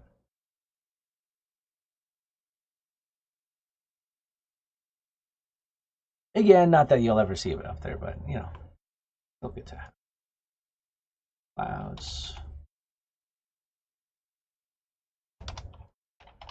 BG.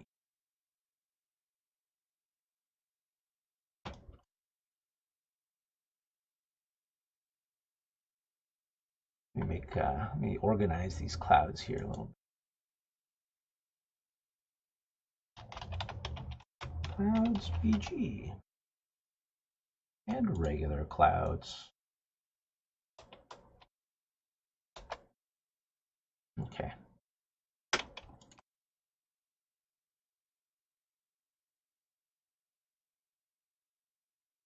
Always use the simple emissive for the clouds.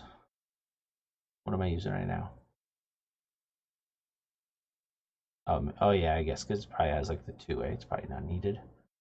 We'll do the same thing, shader graph. Ooh. Nope. It doesn't have the light color for that one. Unless there's a different one I'm missing. Yeah, I went fancy.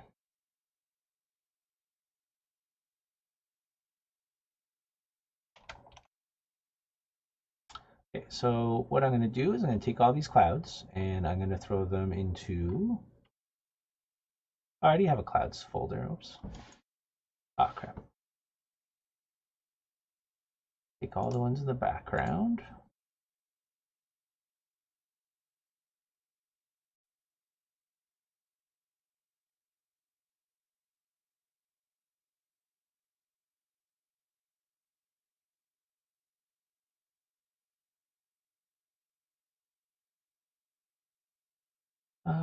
Clouds BG. I'm going to put them in this game object, which is hidden, so that way they disappear, and that way I know which clouds I've missed.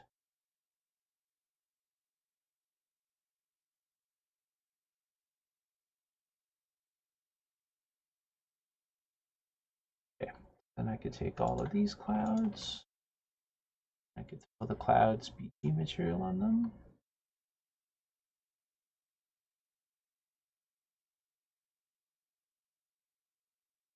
All right, I'm out of coffee. Damn it.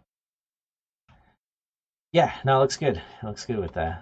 I mean, I kind of like them in here too with the super glowy ones. Maybe just like a little less glowy. Kind of growing on me more and more as I look at it. Anyways, and then over here. Oh yeah, I also have this cloud plane thing. This was destroying performance though. Not that important.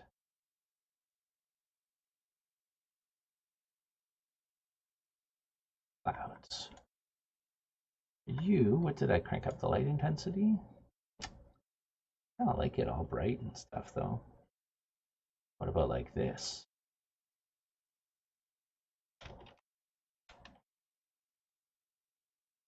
What do you think, Vince? Is this too bright for up close? It looks kind of cool too, right? It stands out a little bit, but maybe if I fill them out a little bit, maybe make them less orange.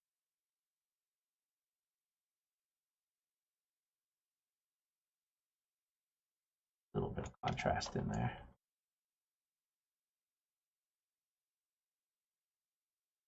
Yeah, right. Because you're going to be going by really fast too, so it's not like have to be crazy. And it's kind of a nice little.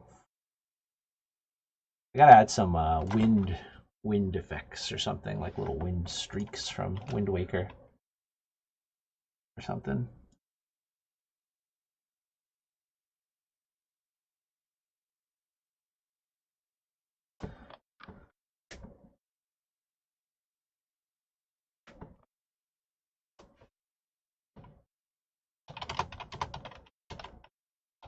I'm just talking about streaming setups on Discord right now.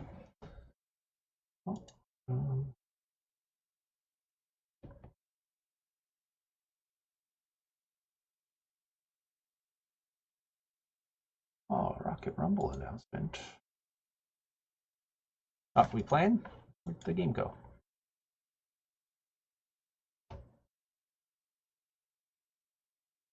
Oh, I guess I didn't hit the play button. That might help.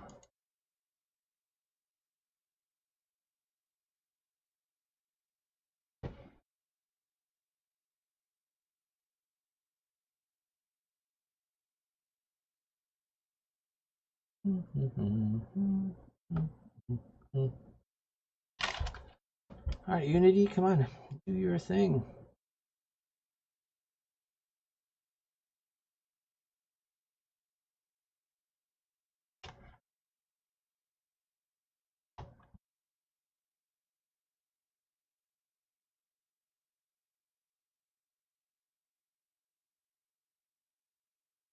I'll probably change this camera shot a little bit so it shows off some of the other stuff a little better.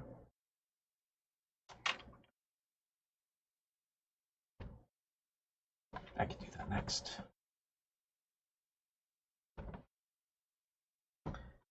Test it. Okay. Down through here. Yeah, I like the bright clouds. I think that looks pretty sweet. It's like a nice contrast. It kind of simplifies it a little bit too. Yeah, I dig that. That feels like a little painting or something. Cool.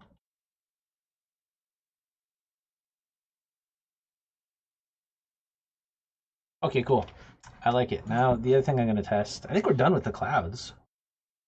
What are you doing, phone? Nobody's clicking. I have my chat on my phone. I have a 3-machine setup going today. Working on one machine, I'm OBSing on the other machine, and I'm chatting on my phone. Next time I'm going to bring my iPad and, I don't know, draw iPad. I don't know what else I could do for the stream, but okay. I think that's pretty good. The other thing I was thinking, maybe the water could be a little brighter too.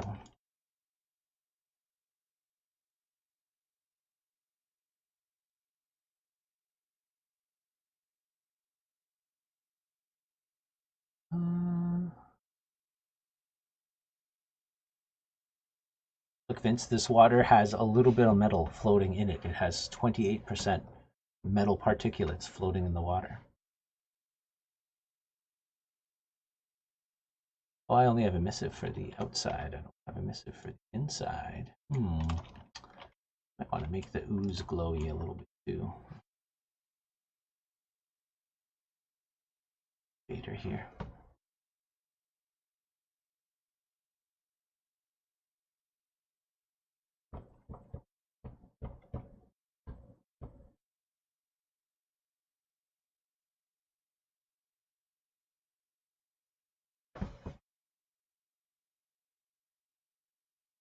All right, where are we here? So I have, this is my shader for this shenanigans here. Emissive power for this one. Where's the other one?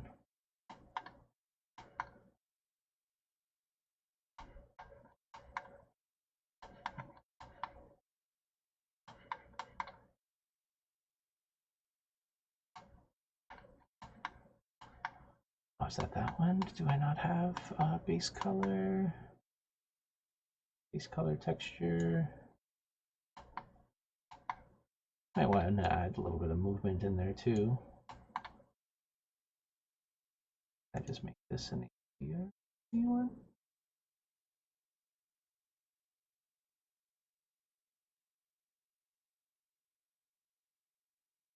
Let's see. Bum, bum, bum, bum, bum, bum, bum. Ooh, that's a long one. Checking for dependencies. Oh, relax there.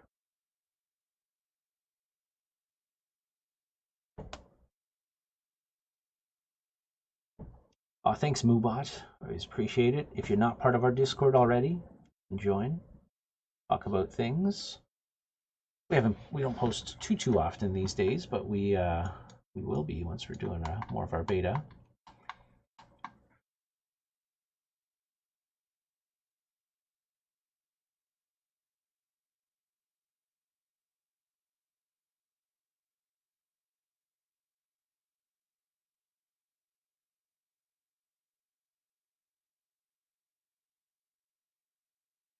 Yeah, I don't know if I want that glowing. Maybe not. I don't want it to be a bit more. I dulled out the color a little bit actually because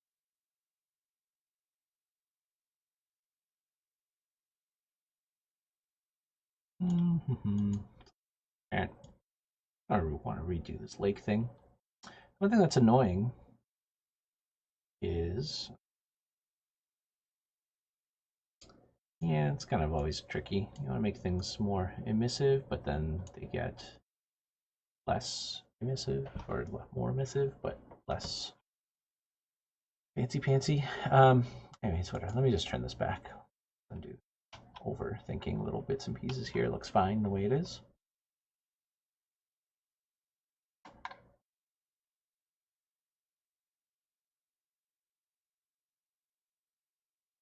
And let me just revert my water here.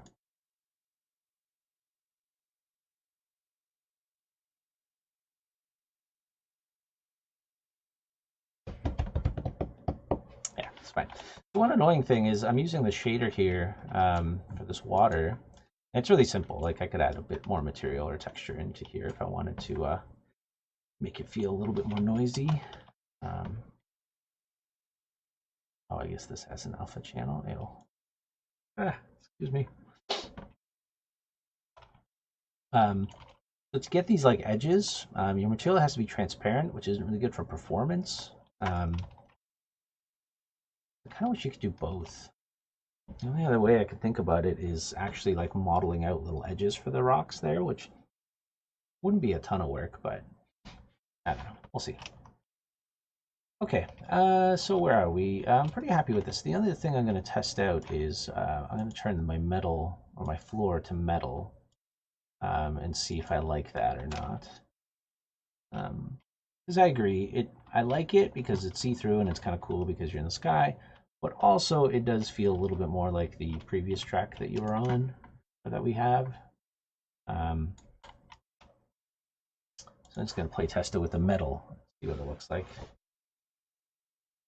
If you have any suggestions, please let me know if you don't like the way something looks, or if you think it could be better or different, or anything. Yeah, always feel free to chime in.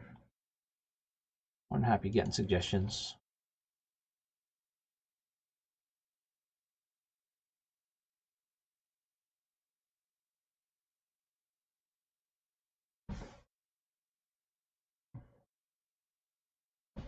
Gotta change up some of these intro cameras. They're cutting through some of the geometry that we had going on.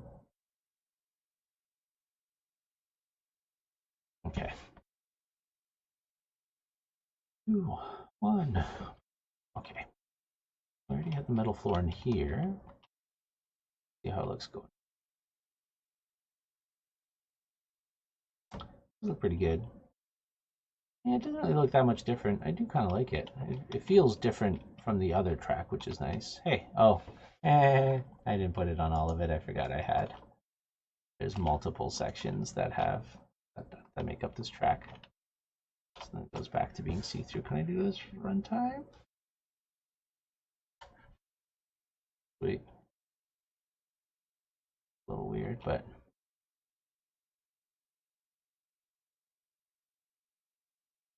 pretty good. I think I'll keep it metal. Doesn't really add a ton to have it transparent, and it does affect it a lot performance-wise. Especially in this earlier area, it is a little much with all the stuff going on around it. So, okay, so that's pretty good. We're done that. Let's do something else. What do you guys think? You like the clouds? Pretty good. Nice work, Chunk. If you're still listening, if you're not, I will show you later. Or you'll have to wait for the game to come out, or at least the beta. Or you probably have the game, so you can play it later. Okay. Yeah. What was I just saying? We're gonna do. We got lots to do. We got some thrusters I want to add some effects to. Got some robots. Pretty happy with the clouds. Let's just work our way step by step through here and just finish everything along the way. So I would like to add some thruster effects. So let's see what effects we have so far for our game and see if we could use anything. We don't have a lot of effects yet, so there's not a lot. So a lot of times we have to go through and actually... Yeah, sweet. Yeah, I think the metal floor was a good call too, Vince. I like it. Explosion, some dust, rocks exploding. What do we have? We must have. Well, we have like the character thrusters. What do those look like? It's so tiny. Yeah, these are just like little guys. That's fine. Do that. Do okay, so we're gonna make these called. We're gonna call these bracket thrusters. Open up this prefab here. Okay, we're gonna do bracket thruster and bracket thruster.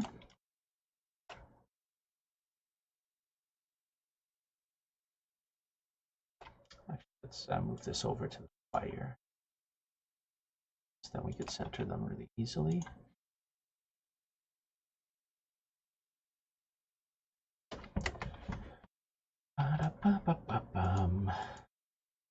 I watched this movie on the weekend I was talking about on our Discord called Love and Monsters. I don't know if anybody saw that one. It's on Canadian Netflix anyways. I don't know if it's on other Netflix. But it's really cool. It's like a post-apocalyptic love story, I guess. Whatever you want to call it. But yeah, this world is like infested with monsters, and this dude has a girlfriend, and they get separated when like all the craziness happens. But then he like finds her later on, and oh, does the coloring work from the other one?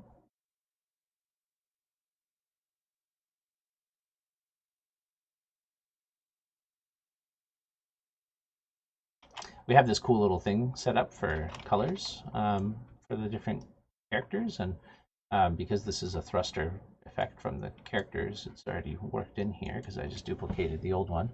It's a little complicated, but it's nice because it lets me set some colors and without having to redo stuff. So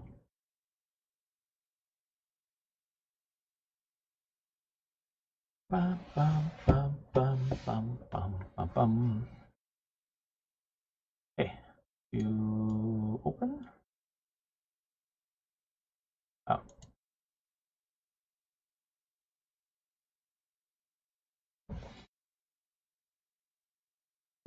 Excuse me.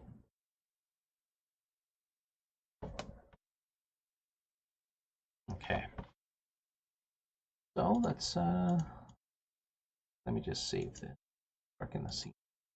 More interesting.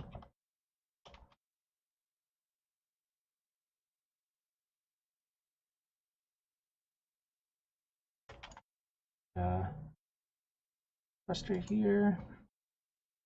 The thruster visual graph here that we're using.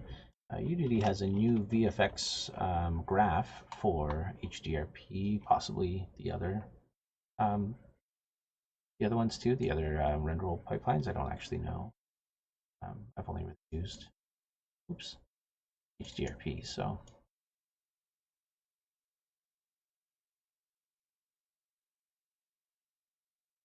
cool. You could select an instance of that particle in the game, and then like attach it, and then you could hit like stop and play, and then do all that, which is really cool. So does some of this have crazy scaling on it? No, looks good. All fine. Okay, cool. Particles are affected by the scale of your object, so sometimes when you parent things to an object, it can get a little crazy.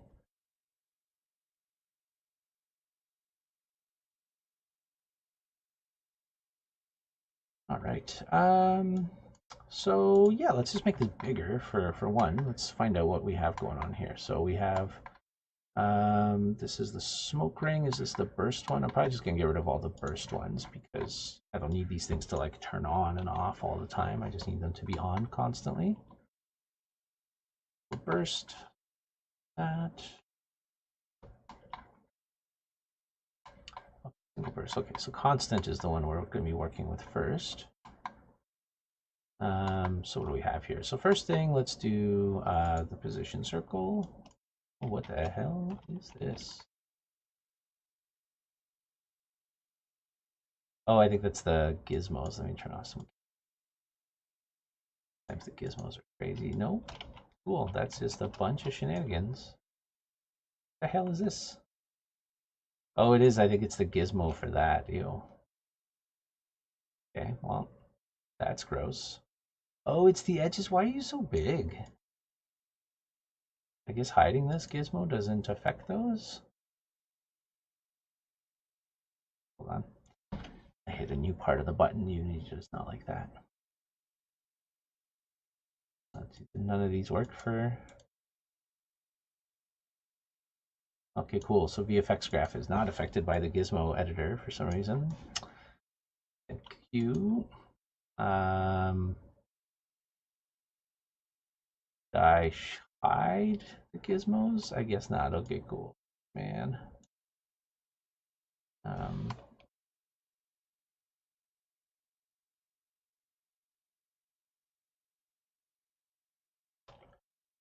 Oh my goodness, why are you so huge? Oh, this is the rotation.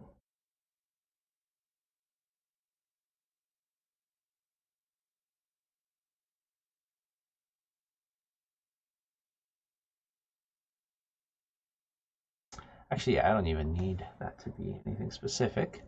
So let me do like 1 and 2, or 1 and 2.1.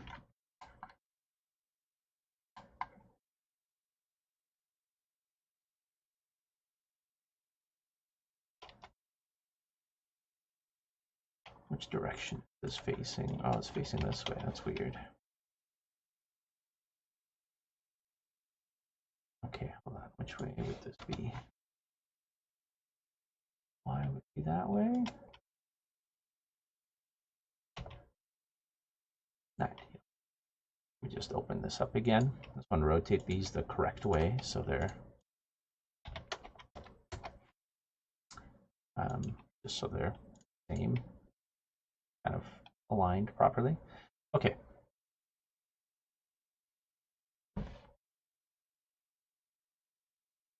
Yeah, I don't know why it's so huge. Like it's not. Oh, you know what? It is scaled because my actual bracket model that I have here is humongous. It's 20, but then these guys are 1, so it's kind of like adopting that. I don't know. It's stupid. I could get it, but like the gizmos should be worlds like size because I don't want them to be bigger or smaller. I don't want my handles to be gigantic. I don't know, whatever. They should have like a minimum and a maximum size or something. So if you scale it down, you can still see them, but if you scale it up, they're not like the biggest thing ever. So I don't know. Maybe I'll have to just rescale my mesh or something. It's stupid. I should have just rescaled it when I imported it or something too, but too late now. Okay, so we're just gonna get like a nice downward healing to this thing.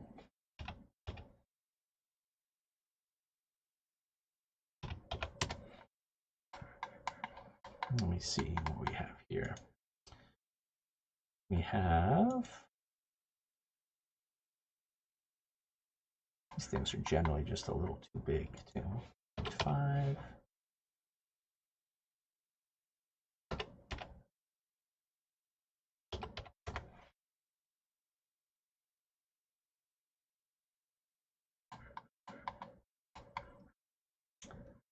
What is this? Step 2, multiply over life. Okay, and then up here. Yeah, it's true. I could do that. That's very true.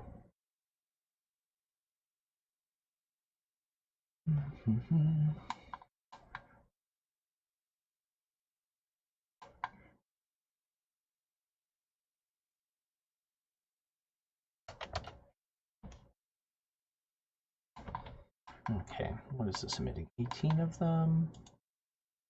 It's probably fine.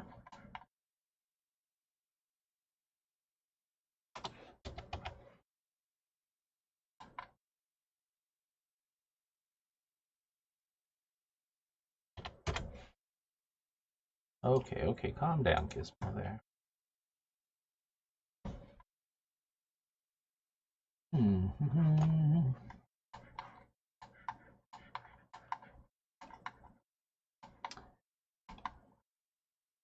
know, I'm probably just going to pull out this color stuff because it's a lot of stuff to be setting.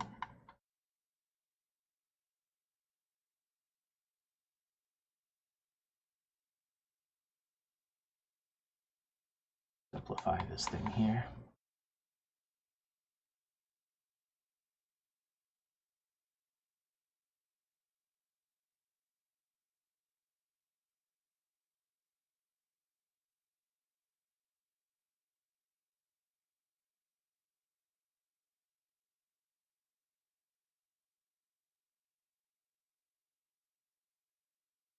What kind of crazy textures is using too? It's using some crazy. I just want little dots, really. I like a little circle. This is fine. What is this set to? Let me get rid of this scale.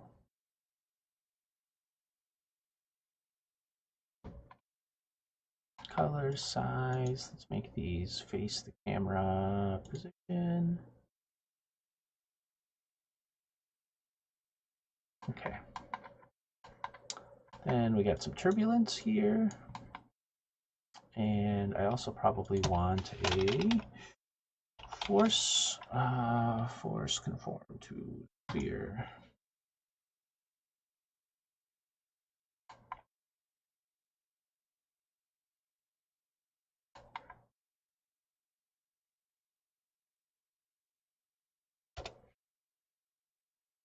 God, Gizmos. It's a little crazy.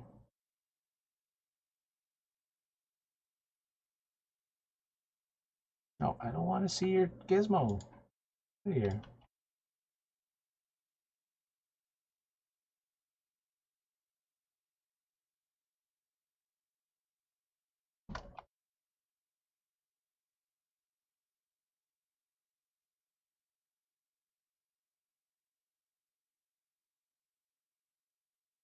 No.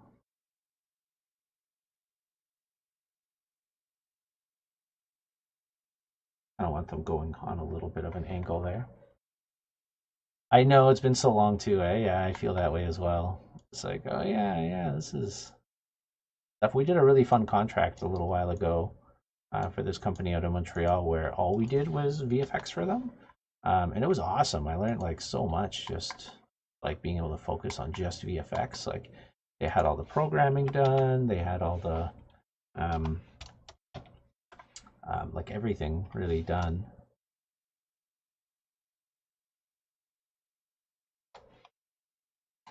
Okay, and where's my force here? -3, -1. And let's do some Perlin noise. A bit more drag.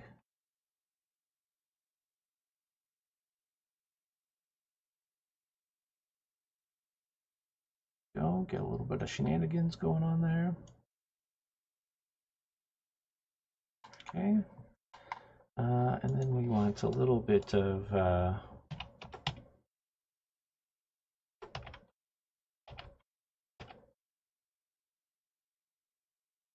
oh god.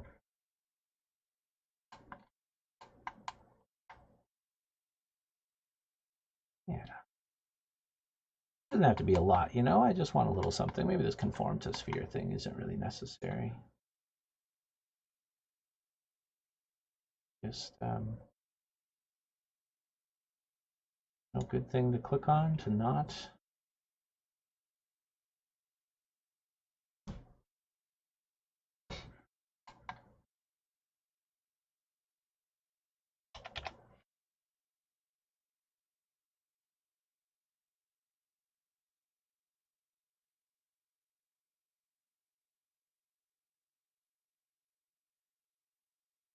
I don't know if anybody in the stream is familiar with the VFX graph, but it's really awesome. It's really powerful, and I don't know, just really fun. Really enjoy playing around with it.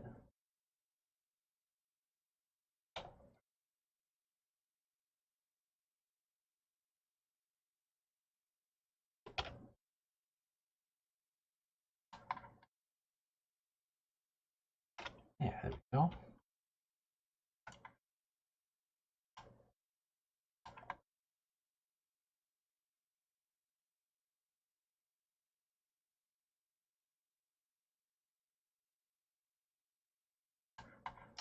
Yeah, this conform to sphere things just get a little crazy.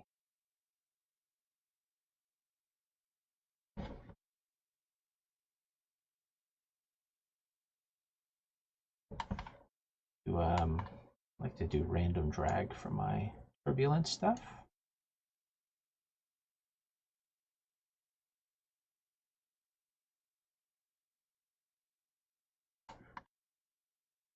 Much.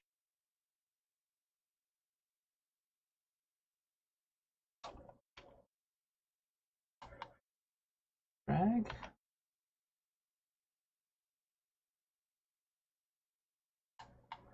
What do we got here? Um,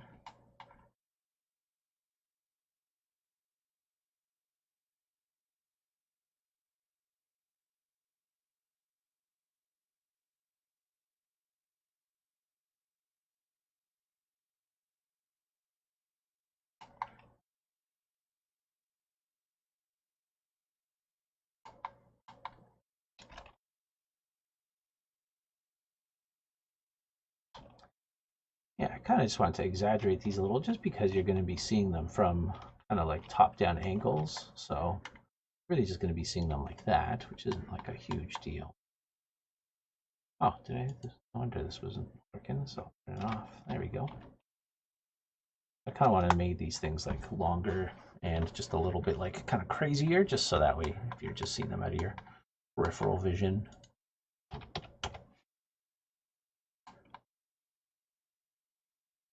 They kind of just look like little sparks right now. It's not very exciting.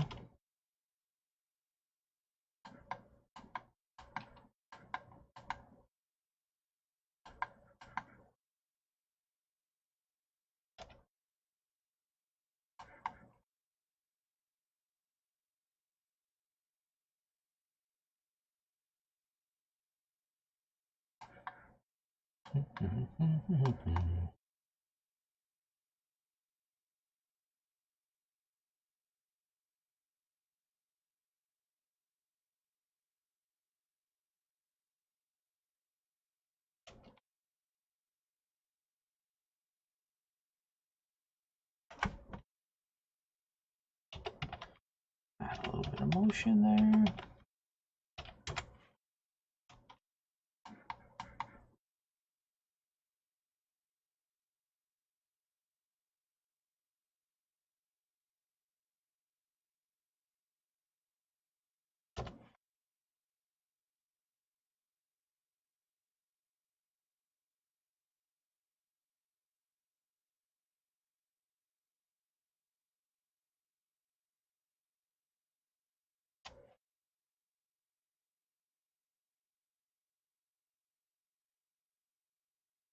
All right.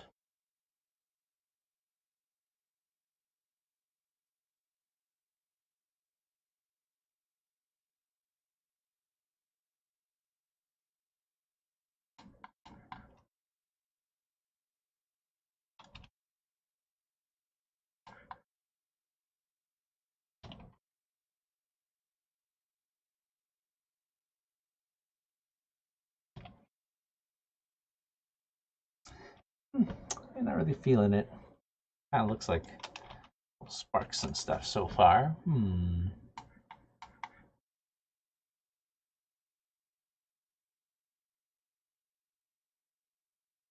Let me see.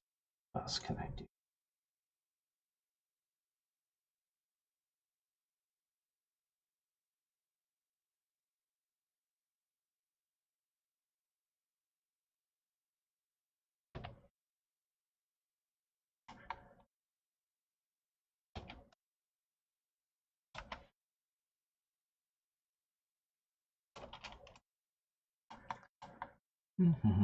How long are you guys live for?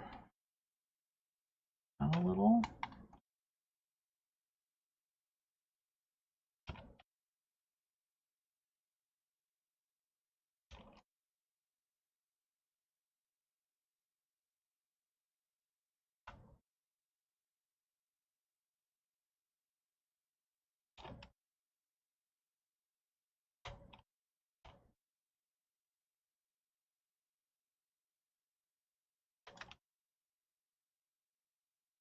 Okay. So I think these are feeling good as far as just regular little spark type things, little after effect of the thrusters. I don't think these are going to be our main thrusters because I'm not really feeling how that's looking. But I feel that's okay for now. Yeah, these are kind of little lingering.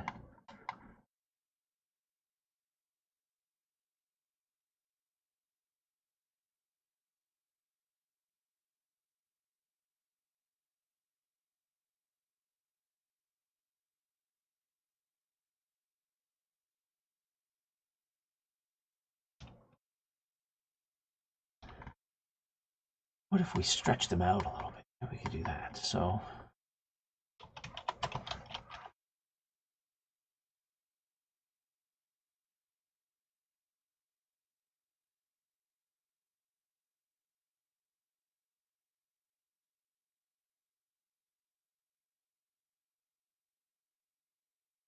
kind of take a look at them from the gameplay point of view. I guess that doesn't really work with camera facing.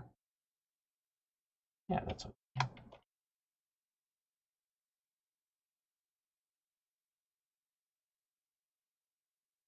I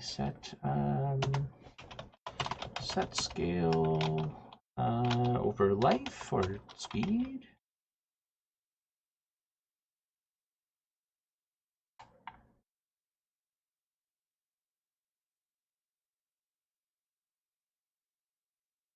Do 12 to 1.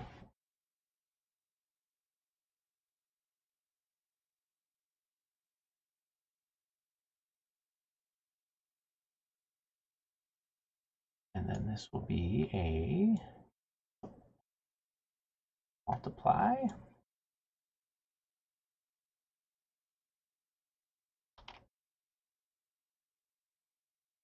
Do,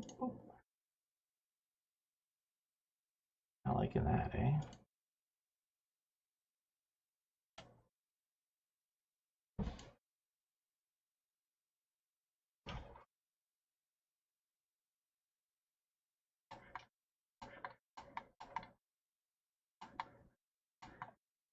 Ooh.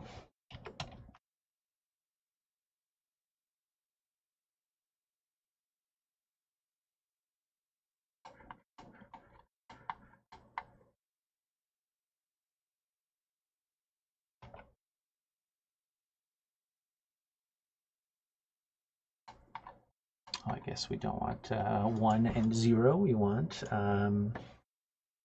3 and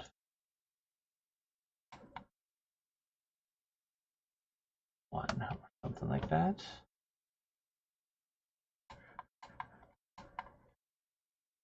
Yeah, VFX stuff's pretty wild sometimes.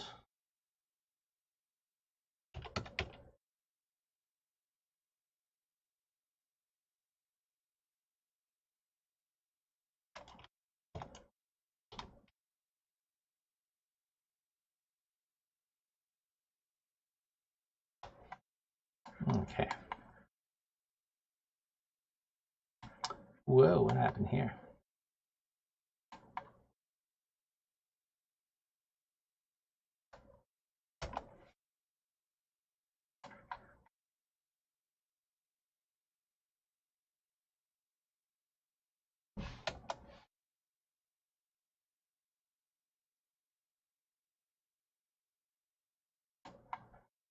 There we go.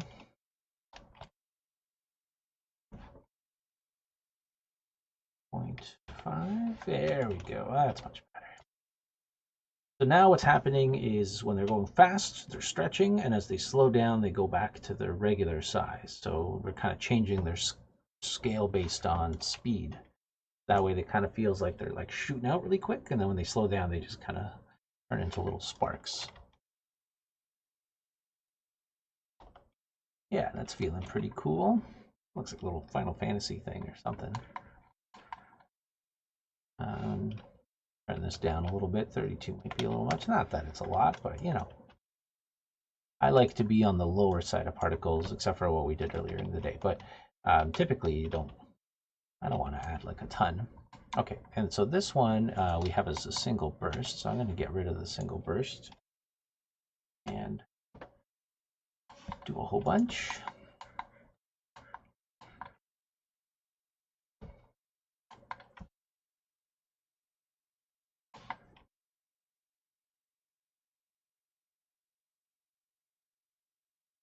So this one,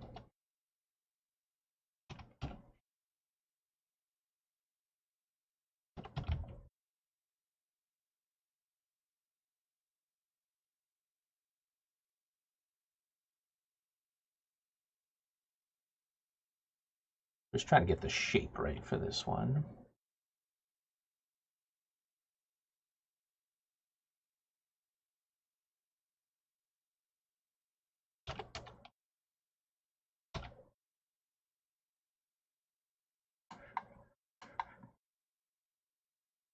Mm-hmm.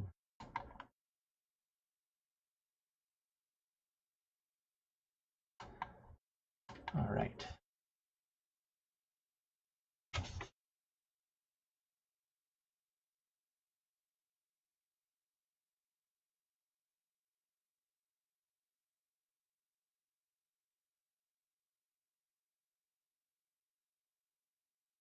Blue as well, maybe like brighter blue.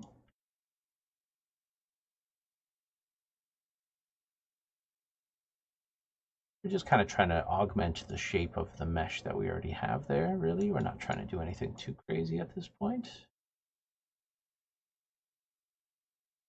I don't want it to just feel like it's, you know, a part of what's going on there.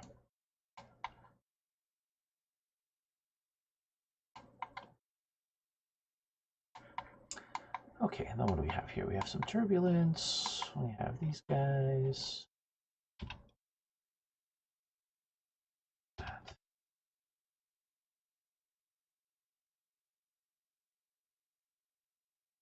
Okay. Lifetime, we want it to be really fast.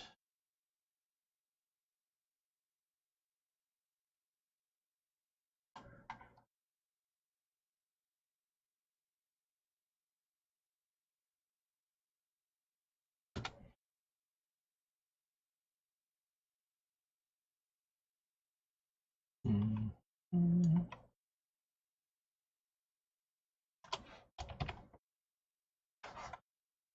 Okay, it seems a little offset in some areas, but I guess that's just part of the business. I guess we do want a longer lifetime.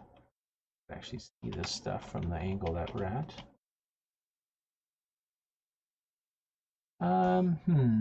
Now it's gonna look weird from different angles, so let's figure out what we can do about that. So lower the time. Let's maybe speed it up. Maybe not that much. Okay. Get this out of here. Let's try some crazy stuff here. Okay, so let's convert this output to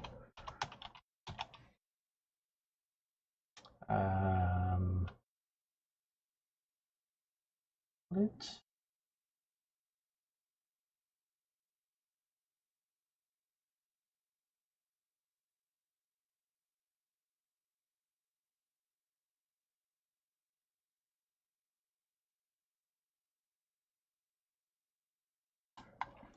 Okay.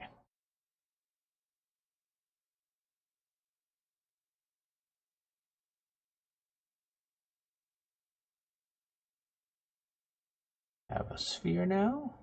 Cool. Does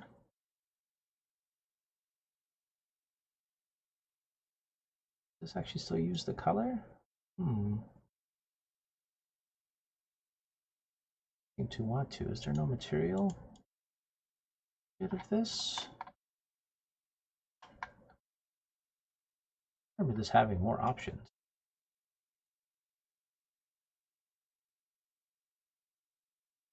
Oops.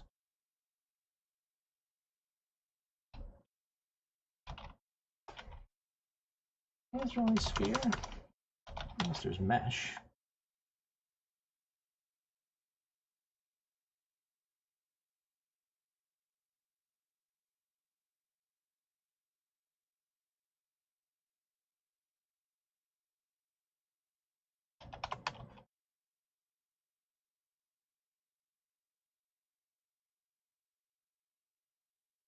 Okay, opaque. I don't want clipping. What else we got going on here? Will you use the material property properly? Yeah, perfect.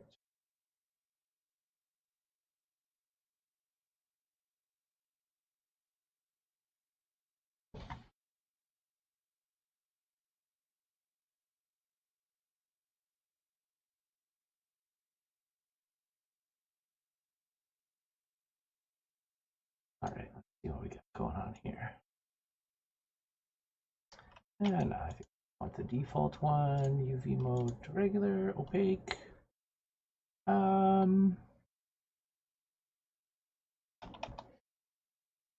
just want like a simple sphere. Do you have a simple sphere? That Unity came with like a release one, no?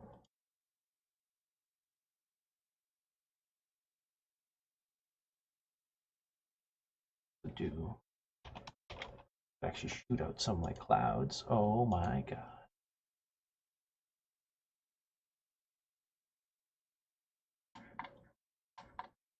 This might be a little crazy.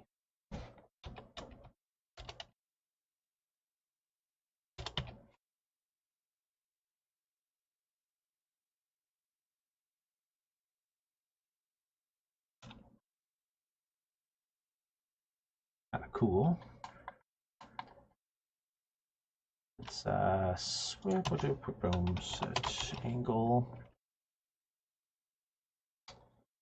random.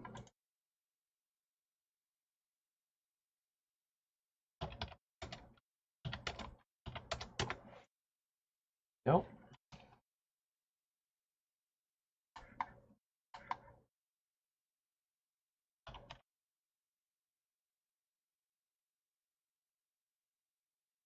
I want something a little softer here. I don't actually need alpha channels because we're not actually fading these guys out. So let's start with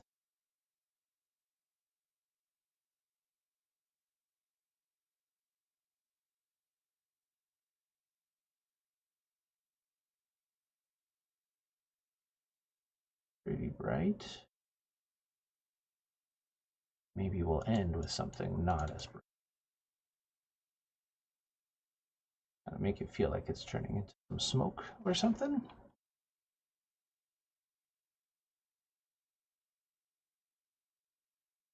Yeah, there we go. Might be a little overkill, but sometimes you need to go a little crazy when you want to make it more noticeable. And what I actually also want to do is actually want to start them a little smaller because you can see they're intersecting through some of my geometry there. What I want to do is maybe just start them a little small and have them like get small, get bigger, and then smaller again. That way, you know, a little bit of fun.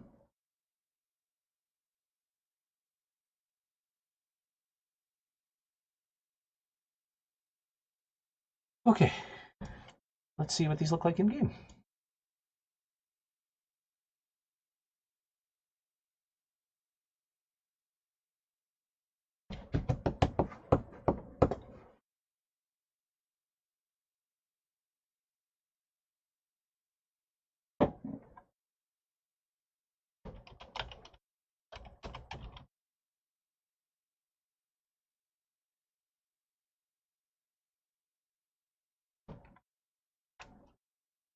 All right, that play button.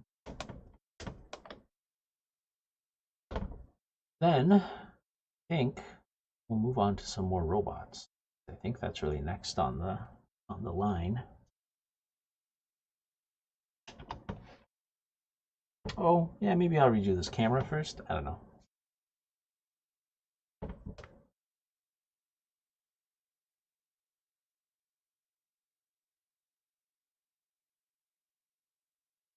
Right, let's check these out.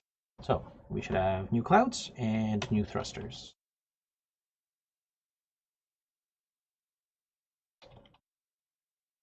Okay, so yeah, that looks good. There's some good movement in there. Get to see some of the shooty particles, the big cloudy particles.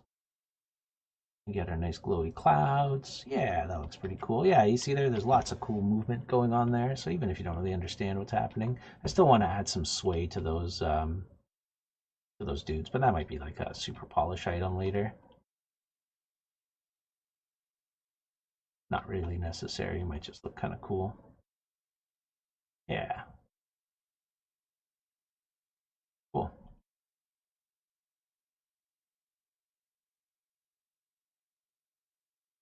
Okay, so now where are we? So we go over here. Everything here I think is pretty finished. Oh, the ramps need a redo, I guess, at some point too, but that's more of a mesh treatment. I could just hand that off to someone, or I could do it myself.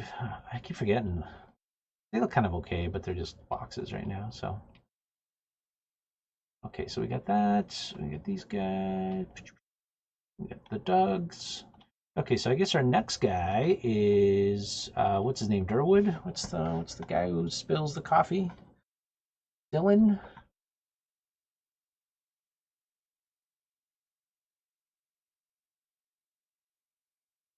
All right. I think it's Durwood. Durwood's a solid name. Why did I name my kid Durwood? I'm missing out.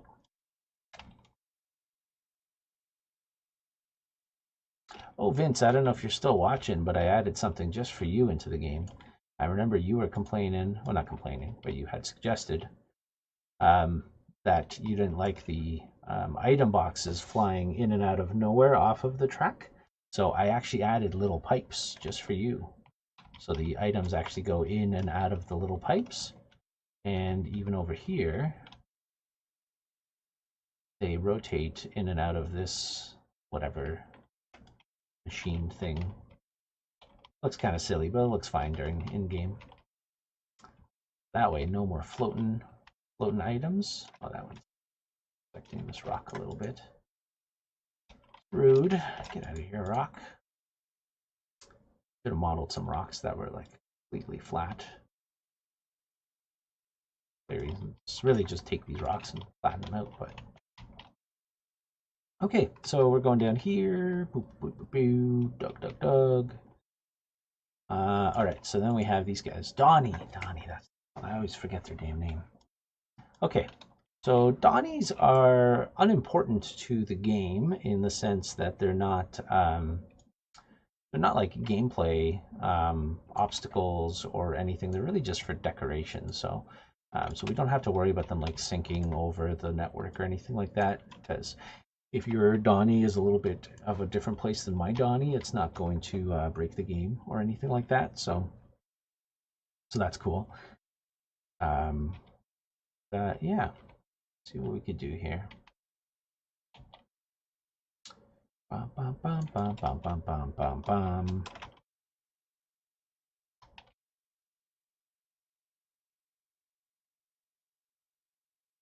Oh, sorry. Adjust here.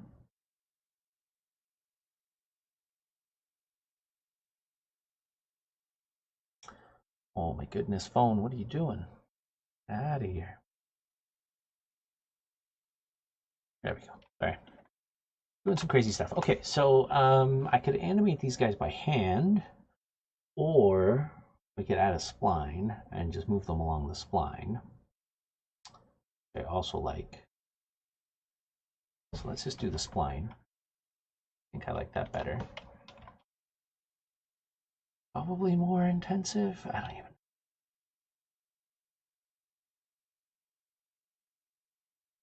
Sorry, just saving because I forgot to save like forever ago.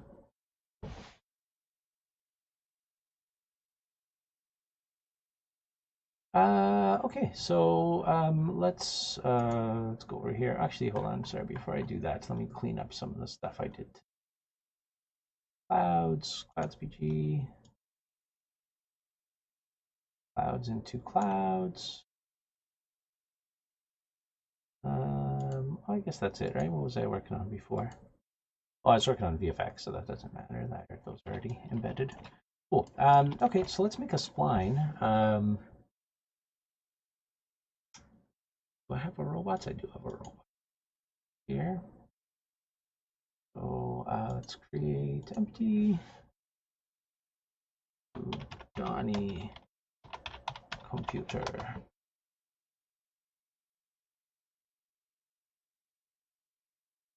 Hey, thanks Jackstramax. Jackstramax, jeez. Thanks for the subscription, man. That's awesome. You didn't have to do that. 2 months. Awesome to see the game coming along well. I'm loving the art especially. Thanks a lot, man. Appreciate it. Appreciate the support. Yeah, this level is almost done. Then I can move on to Lost Orbit. 3rd level. Very excited for. I feel I've learned a lot from this level. Oops, I moved the wrong one. Yeah, I've learned a lot from this level about like what to focus on and what not to do. So, blind computer.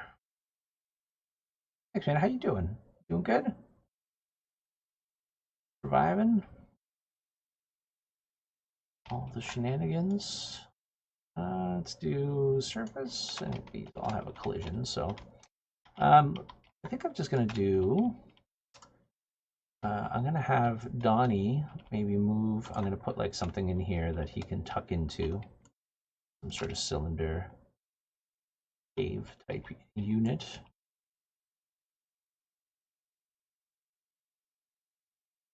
So, hey,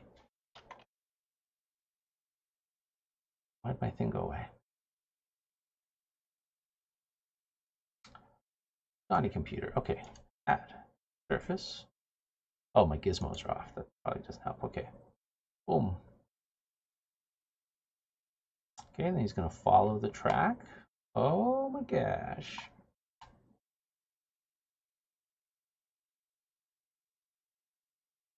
And then he's going to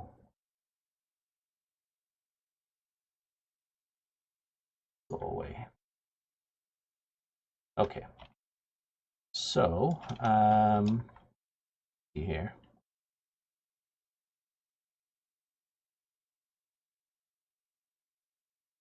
I'm just going to do a really rudimentary one for now.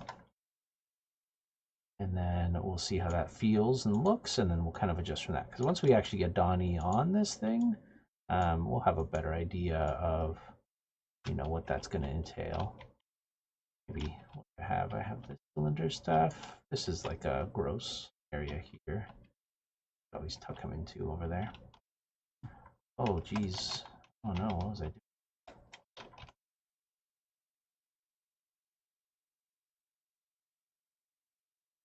What?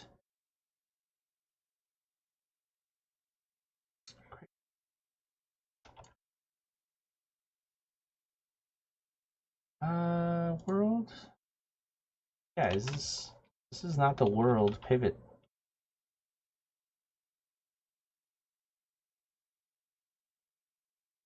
Crazy. It's normal.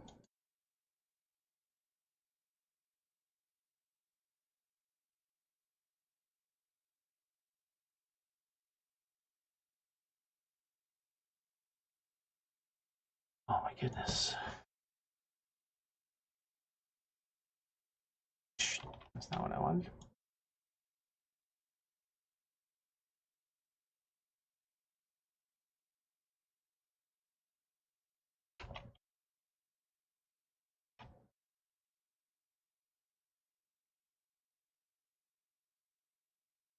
What is this point doing? Let me just delete this point because it is doing some crazy stuff. Yeah. Must have placed it on a weird bit something. That's okay. The nice thing about this tool is we can do an insert and actually just insert points along the spline. Nice. Hey, you doing good, Jackster there? How's life? If you're busy, you don't have to answer, obviously, or if you don't want to, just making some chit chat. Okay.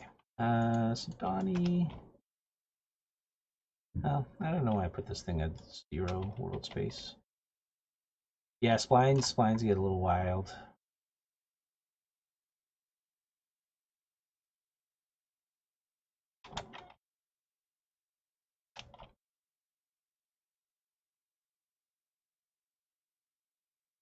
Do they have a select all? They do. Sweet.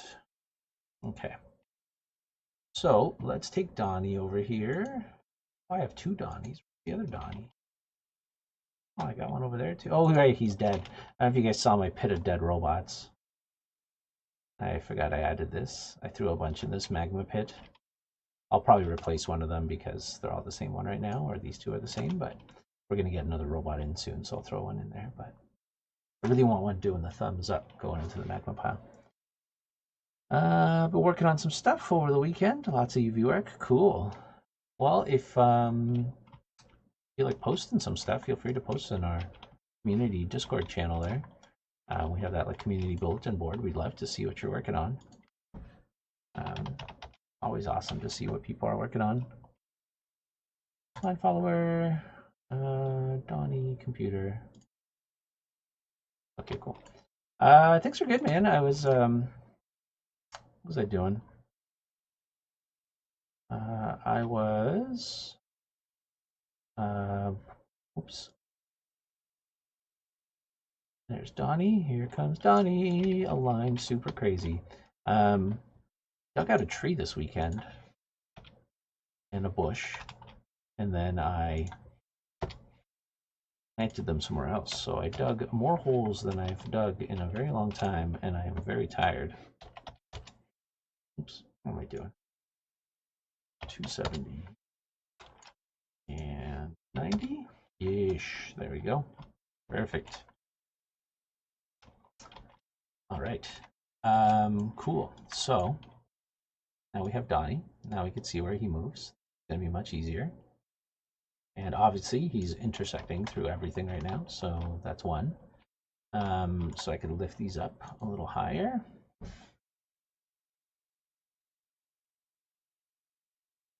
So many great tools to this thing. I love it. And it's all like super dynamic too. So as I do this, Donnie moves. Don't do what Donnie does. Do what Donnie don't do. Good to hear. Oh yeah, no worries. No worries. Are you working on just personal project stuff right now, or what you working on? If you're allowed to say, portfolio stuff, or I probably don't need this here. The splines, less is more. You know, you don't want too many points. And I want as little points as you can to get your spline across. Much like speaking, I suppose. Yeah, set your redo of the game we did in the third year, mostly environment. Oh yeah, that's cool. Are you like redoing the whole game? Is it like you and the team, or is it just were you just working on stuff? What was your game? I don't remember which game was yours. If you want to say on stream. Sorry, I always forget who did what. Like a billion games every year, and it's bad. One thing remembering all the games, another thing remembering who was on what team. My brain was not cut out to do that. All right, Donnie.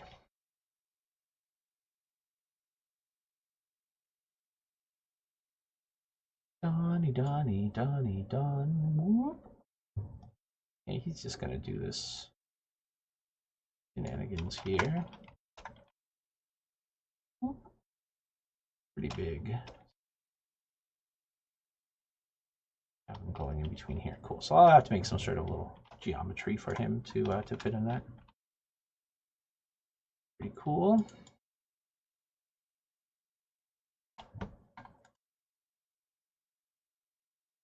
My selection stuff not working? Oh, it is.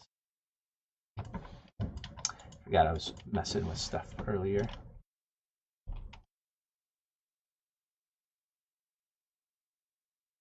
What do we have? We have these cylinders. He probably won't fit into that. We do have like a big tube thing somewhere. Where's that thing? Donnie shaped tube.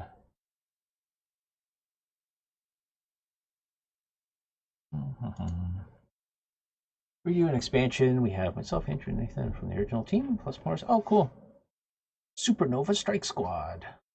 Oh my god, I don't remember which one that was. Supernova Strike Squad. Was that the top-down game? I don't know if I played all the games last year. I'm pretty sure I played yours. Or were you this year? Oh my god, I don't even remember. Oh yeah, okay, yeah, I did play that one. Sweet. That's a good game to remake or like continue working on.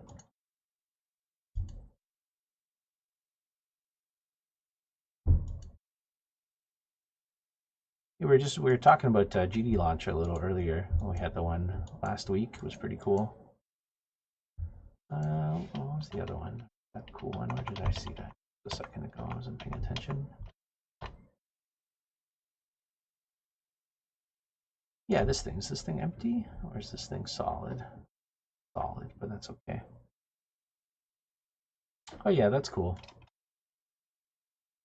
Yeah, I mean, if like you and your team actually like get along and can actually work on stuff, then you know it's good to polish up that stuff. Like you guys put in a lot of work into those games. Sometimes it's a shame to just like abandon them, right? But I mean, some people aren't, you know, in that position where sometimes their team members just don't care anymore and just want to move on from the game, which is fine too. Sometimes it's good just to move on from your projects, but you know, if you actually care about your game and your team does too, and you guys can all put in some good work, then that's awesome. There was that the Fallen game last year, 2 years ago, whenever that was now, like 2 years ago. They ended up spending the summer working on their game too. They did the like Souls-like game, remember? And that was pretty awesome that they actually ended up like sticking with it for the summer. And I think they actually like released it on Steam. So if you go on Steam and search for The Fallen, it's The Fallen something something, because I think there's another game called The Fallen. Yeah, you can check out the game, and that's pretty awesome. For I think they're like the only student project we've had so far that actually put their game out on Steam, even though it's something we do, you know, recommend for students to try and do. And it's hard, and it takes a bit of commitment for the summer, but kind of a cool thing you could point to when you're applying for work and be like, yeah, we did our school project, and we ended up polishing it up and throwing it on Steam and stuff like that. It doesn't matter if it does well or sells or whatever. It still looks pretty kick-ass that you were able to take the game, polish it to a certain degree, finish it up. So. Oh, did you? Yeah. No, it was. Yeah, it was cool. It was a pretty solid game for what it was. And again, it looks pretty awesome on them to have it up on Steam and stuff too, right? I mean, if you're going and applying to places, and instead of sending a portfolio, you send a link to a game on Steam. I mean, that looks pretty awesome too. So.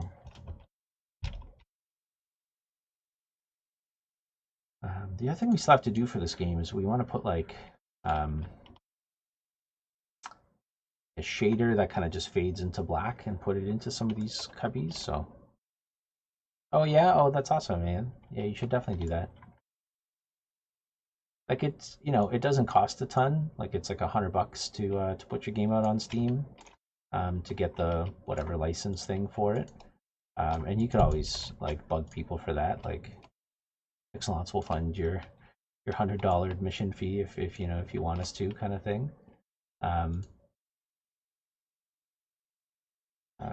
Well, no, I guess because why not, right? I mean, it's awesome to support you guys and do that. So, and you never know, right? Like you put out a game for free on Steam, and you never know. Like you might get a following from it, right? Like there might be enough people that that dig it and wanna see more and want to support you, and you start developing a community, and then raise some funds, and yeah, really, man, like you never know where that stuff will go, or you know what will happen with it. So might as well try.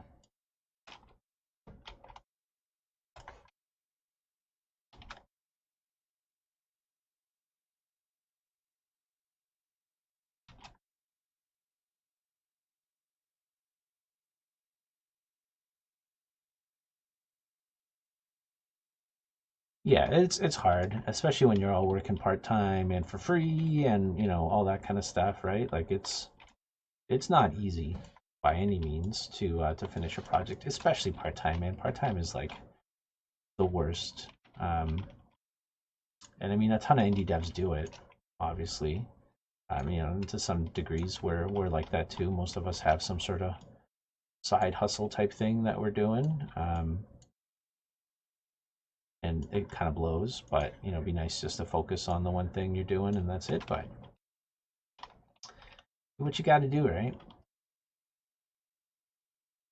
Either you know get a job later, or find some funding, or something like that. So never know. Oh my goodness, excuse me. My lack of coffee is showing.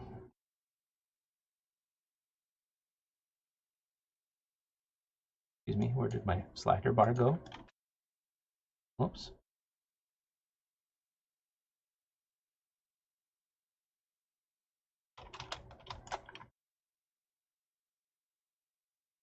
Excuse me, the honey. Oh, there it goes. It was too small. Oh, so he could just disappear into all this wreckage. Fine. Again, we'll put some darkness in there at some point. Make it make some sense.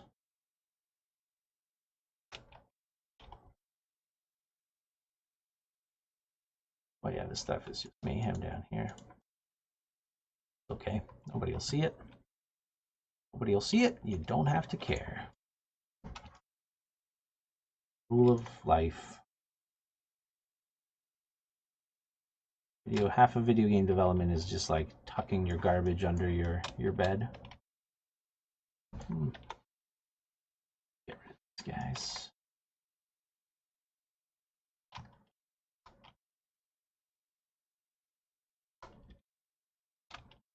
Times again, less is more.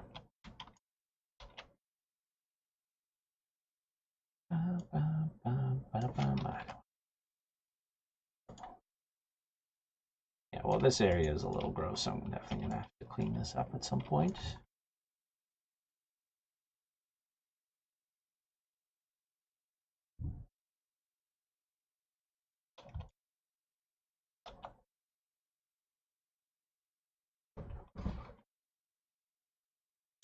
We decided to use URP this time over HDRP. Oh yeah. Why'd you guys decide on that? Do you guys not enjoy your time in HDRP? I don't blame you. It's very cumbersome in many regards. I mean, I like it. I like it a lot, but it definitely has its drawbacks. Yeah, anytime you switch any of the engines like that, it's definitely a bit of an undertaking, right? Because you're got to update all your shaders, and you got to do, you know, all that kind of shenanigans.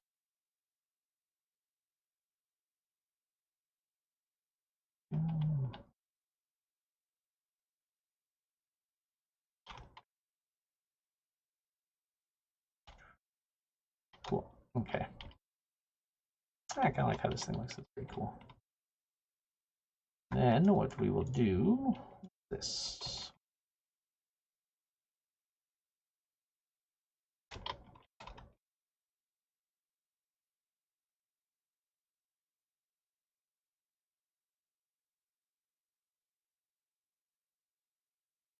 We thought I might as well use it since we weren't going to use photorealistic with lighting textures and stuff.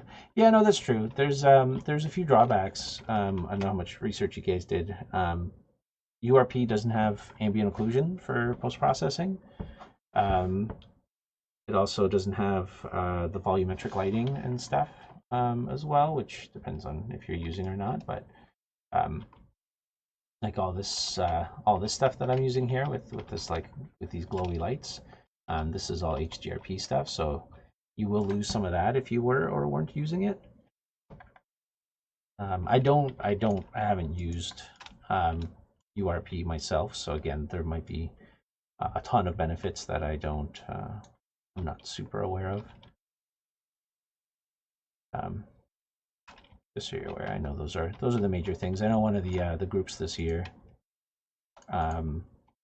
used URP, and they were like, "Hey, how do we get ambient occlusion on our stuff?" And I was like, "I don't know. This is like a post-process effect." And then they ended up researching it a little bit, and apparently, yeah, it's not supported at all. So, or at least not easily. You might be able to do something to get it back, but.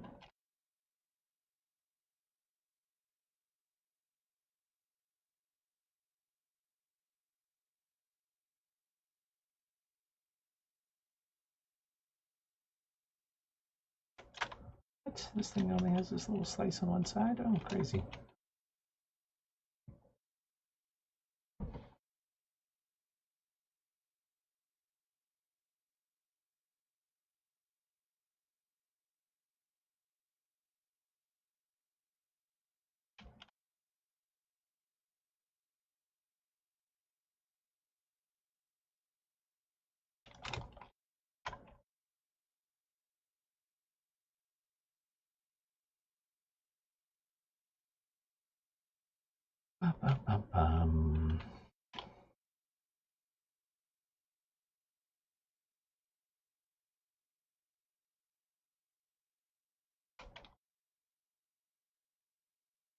Okay, so now we have a little entrance and exit for Dylan.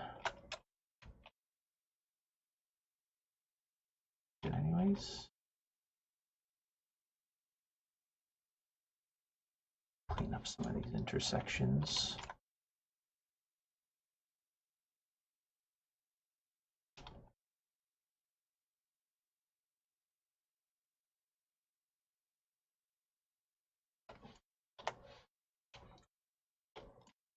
Housekeeping. Housekeeping.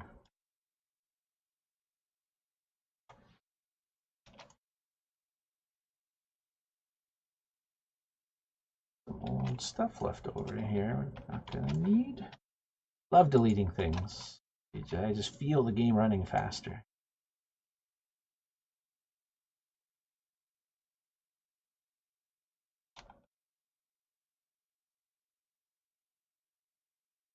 What is all this?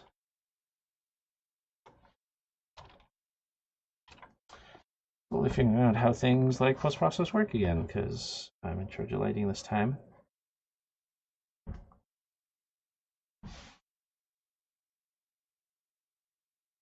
Yeah, that's fair. If you're doing like if you're in charge of the graphics and the kind of like art direction and stuff, what you may want to do is just like whip up a scene like fairly quickly, just to see if you can get like the look and feel that you want for the game in the engine before like going full speed ahead in ripping stuff out. Just because you never know, right? Like you may get into a point and be like, oh, I really want something to look this way, and then you won't be able to.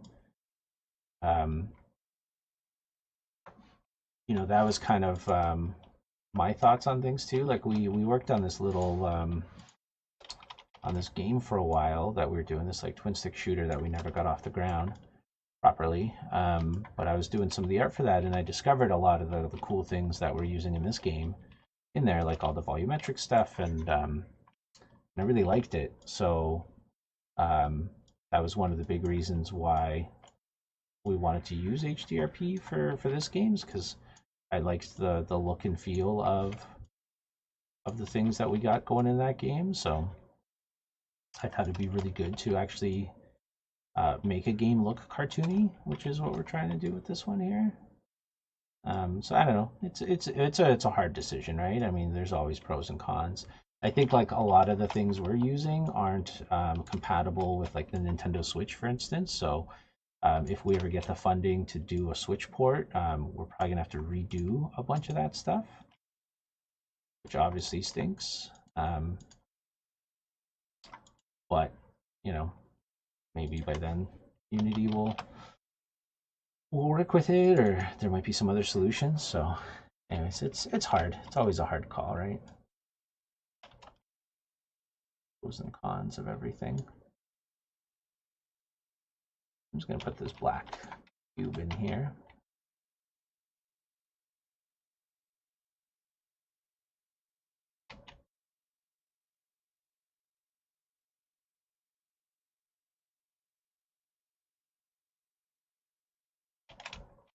That's cool. Excited to see you guys working on it, though.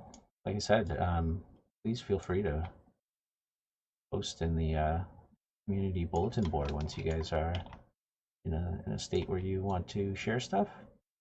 And then the one piece of advice I could give you for that is share often and share early. You know, don't be afraid to post stuff in our group or wherever else, because even if it's not ready, like it's good to get critiques on stuff that aren't done, because I don't know, people might catch things that you thought you liked or you thought were done and whatnot, or give you some other suggestions and things like that. So anyways, usually not a bad thing to show something. Okay, so we have this wrap mode. I want loop. I want Dylan or Donnie just to be going on a loop here non-stop, because I want people to see him when they get here. We might put like a trigger in at some point to make sure that he always starts when like players come around this corner, so he's not animating the entire time the race is going on, but we'll see. I think we decided against volumetrics for now due to high intense lighting in space. Was that I've seen with the skybox, and yeah, that's fair. Yeah, no, I mean, I definitely totally understand, and I mean, volumetrics come with a cost as well, right? Nothing's free, right? Everything is cost you differently. Okay, so I kind of like where this is looking. Let me see how Donnie animates right now. I kind of just set an arbitrary speed, which I think is super slow, but we'll see. Yeah, I mean, volumetric's always just nice, right? It's always soft and glowy. Everybody loves glowy.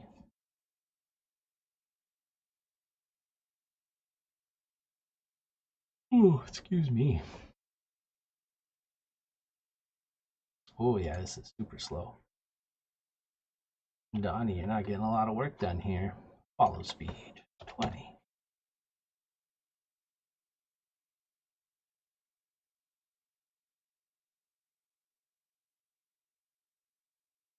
All right, let's go look at Donnie. I don't even know if you could see him from where I put him, but yeah, I remember you guys. It looked great too. Like you guys did a killer job with that. And yeah, I mean volumetrics just always look nice, right? Perhaps. Oh man, I forgot. Recently, since the Brock and Agri College thing started up, I just have so many games every year. I like sometimes people will mention, be like, "Oh yeah, what was that, like 3 years ago?" They're like, "No, that was like last year," or vice versa. Sometimes I think a game was like years ago, and they're like, "Nope, that was just the class you just finished teaching." And I was like, "Oh my god, crazy!" Perhaps I'm pretty sure I have your game on my computer still.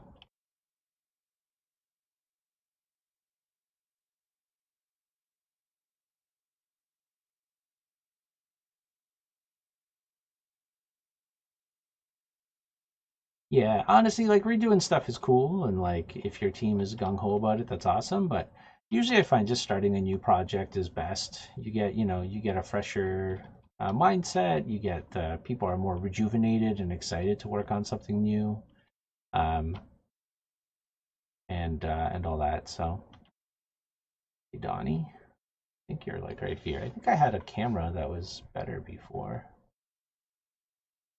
Here he comes. He goes. Yeah, you can't see him at all. Son of a gun. I thought my camera was lower here before. Maybe the camera track thing doesn't work in local play. Pretty sure it does, but he's just too high up, or he's not rendering properly.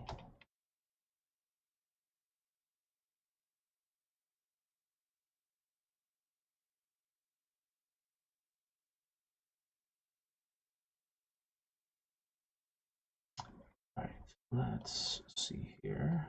Donnie computer.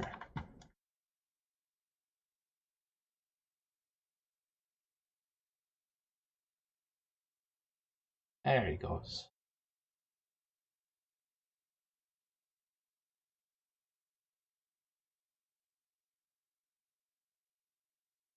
Hey, he's got to be pretty low to see him, eh?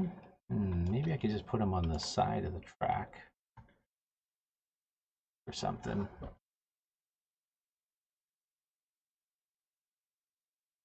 think in both redos we wanted to do, we ended up reinventing the mechanics, and yeah, for sure.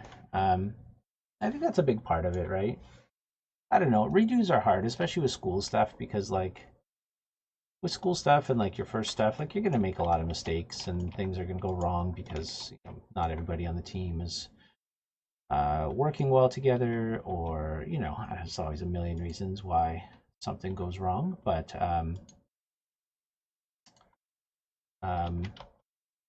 with a new project, I don't know, people are just like friggin' into it, right? Because it's different, it's new, it's much easier to like motivate people, and all that. So I don't know, it's always hard. Always hard because you have this like love for projects that you started, and you want to see them get finished or done better, or sometimes you have like sympathy for your project, or I don't know what the right word is, like feel bad for your game. You're like, you deserve better, man. Like I don't know if you guys get that, but sometimes I feel that way. You're just like, oh, you deserved some more love.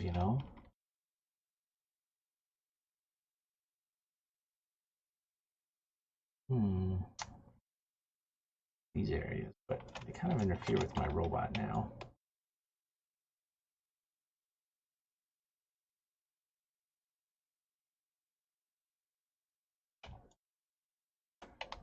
Yeah. I'll give Donnie some space.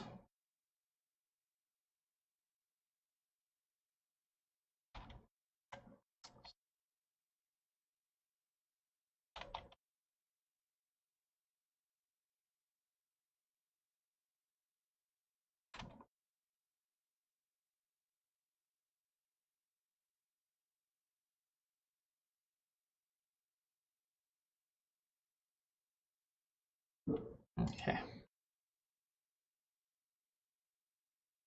Yeah, I'm gonna give him a little rail. Basically, where the spline is, I'm just gonna use the spline to project a railing as well, or like a rail, not a railing. Okay, so this way, make sure he doesn't cut through the track, but make sure that you can see him better.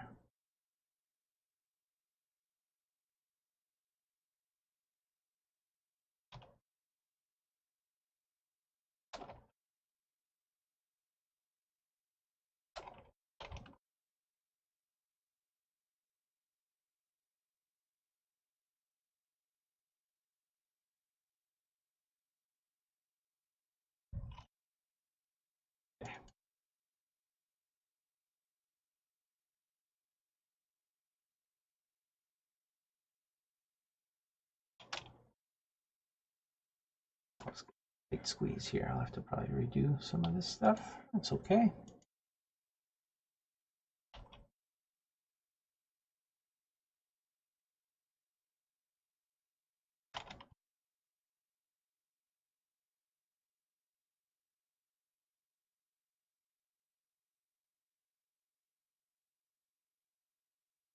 Okay. All right, Donnie.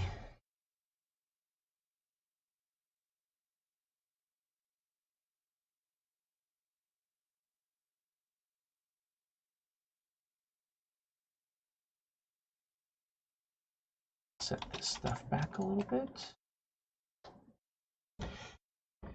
Have him swing from side to side to avoid some of the obstacles. Oh, that's true. Yeah, that's pretty cool.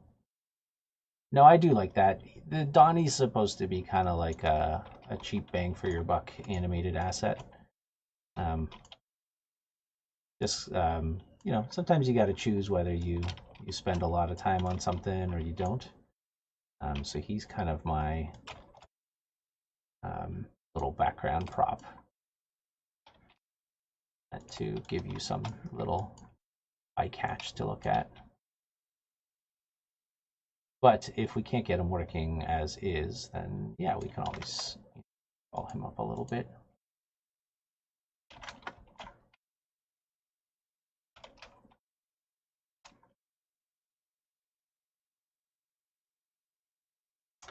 You know, you gotta pick your battles, right? Some things you gotta spend a lot of time on. Some things you don't. Like Dave over here. Dave, I spent way more time on. He does like a whole thing now. You want to see? I don't know if you saw it earlier. I have a whole timeline set up for him. Not very complicated, but he does a bunch of stuff, right? He goes bleh, and then he does some chewing, and then he throws up, and he throws up a bunch of asteroids. Yeah, no worries, no worries. I only got a few more minutes left on my stream anyway, so thanks for stopping in. Thanks for the sub, man. It's awesome. I very much appreciate it. And yeah, hopefully I'll see you on Wednesday if you're stopping by. If not, that's cool. Good luck with the game. Looking forward to seeing some stuff. So it'll be awesome. Always makes me happy to see people doing their stuff. You know, it's a small industry. Always kick ass when you see people excelling and doing awesome stuff. Hey, Sleepy Green Knight. Yeah, actually, I love Unreal. I worked at Silicon Knights before, so we were Unreal based until they sued the living crap out of them. So that's kind of what I grew up with. I learned how to use Unreal first before anything else, really. And then we've done a few contracts in Unreal as well. So we worked on a game called Contrast, which was by the devs that did We Happy Few. So that whole game was in Unreal as well. And a little bit of a secret. We will most likely be switching to Unreal for our next project. Unless Unity is listening, then we are not. We are sticking with Unity. Please support us. But our next game, we want to do a very like art-focused adventure kind of game. So we're really considering switching to Unreal, especially if the new Unreal comes out, because it looks crazy. Oh my god, it looks so crazy. So good. Hey, Putin Nation, how's it going, guys? I haven't talked to you in a little bit. A good nickname for the asteroids he expels. Yeah, I think I just called him Barf for now. Not very exciting. Dave.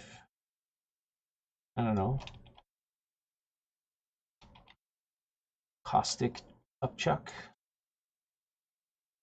How's it going? I've been meaning to message you guys. I think I owe you guys a response to some stuff we were talking about before, but I'm so dang busy with all this, but definitely got to catch up with you guys at some point. How you been? How you been? How's the cheese business? The poutine business? Poutine Nation's good friends of ours. We've worked on a couple projects with them. They are a company that is just focused on the love of poutine. If you are not familiar with what poutine is, it is a Canadian delicacy which includes, this is cheesy fries, but a little bit fancier. French fries with cheese, covered in cheese curds, not just regular cheese, and usually some sort of ridiculous topping. So, again, Pandemonium, oh my god. Comet Vomit, oh, that's pretty good. Why do you ask, Sleepy Green Knight, about Unreal? Are you an Unreal dev, or you've been playing with it, playing around with Unreal recently, or just kind of wondering? But if that didn't answer your question, I love Unreal. I actually really miss it. I miss their shader editor. I miss blueprints. I miss just how good everything looks like the moment you put into it. Like I'm really happy with how Rocket Rumble's coming along, but I feel I had to put a lot more work into making it look like this. Whereas I feel Unreal probably would have looked like this or as good, if not better.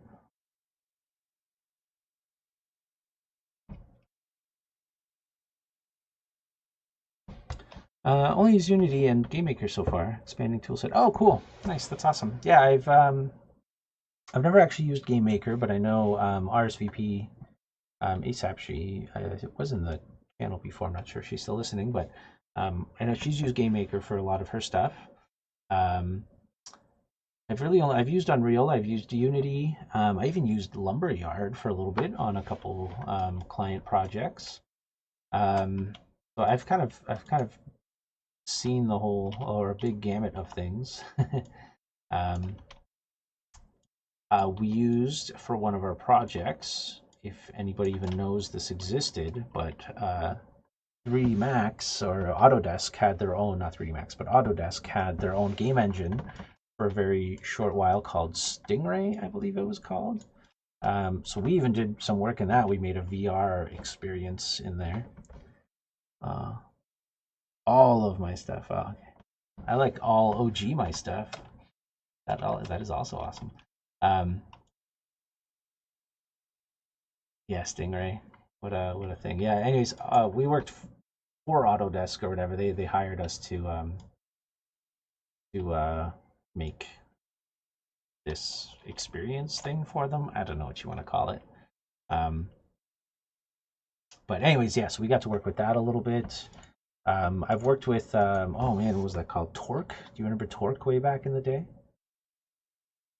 Yes, Unreal is a beast. So that's like one of the big things I tell people when they're talking about Unreal, like in school and stuff, is Unreal is big, right? It's an old like Epic is old. They've been making game engines for a long time. So Unreal is a huge, like physically on your system, huge, but also is just like it's a lot, right? Like there's a lot of systems. There's a lot to learn. Like their material editor is huge. Blueprint is gigantic. It's C++, not C sharp, so the programming's a little bit different if you haven't done that before. So Unreal is definitely a bit more of an undertaking, I suppose, than Unity is. But if you're well familiar with Unity, switching over to Unreal, I don't think is that big of a deal. But if like I teach at a school too, if anyone's new here, and if you're like a student jumping into Unreal when you've maybe only are just learning Unity, it's quite of a I don't know, a big kind of commitment. But other than that, it's fine. The nice thing about Unreal too is they have a lot more, which we didn't really. I guess we should have researched it before we did this game, but oh, geez, that's not what I want. Let me do this again. They have a lot like so.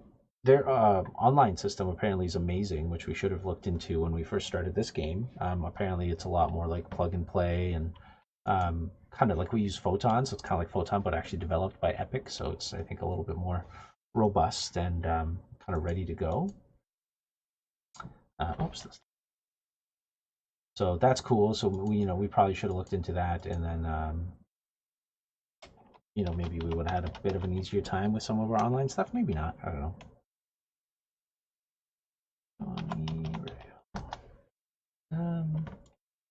What's this thing called? Spline mesh. Oh, I guess I could just copy this thing instead. Nah, that's great.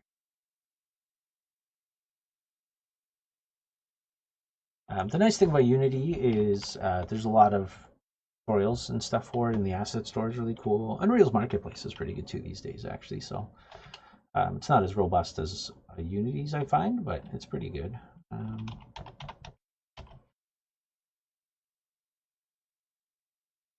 Okay, Donnie. Oh my goodness, excuse me. What's new, Boot Nation? You guys good? I'll message you tonight.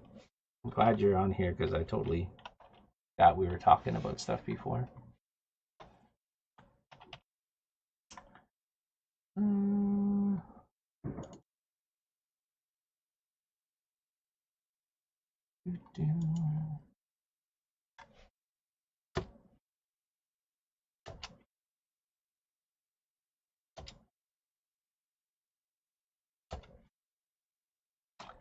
What? Oh.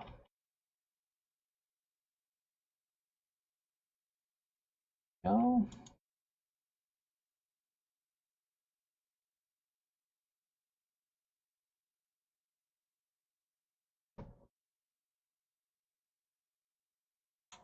Throw a reel on here.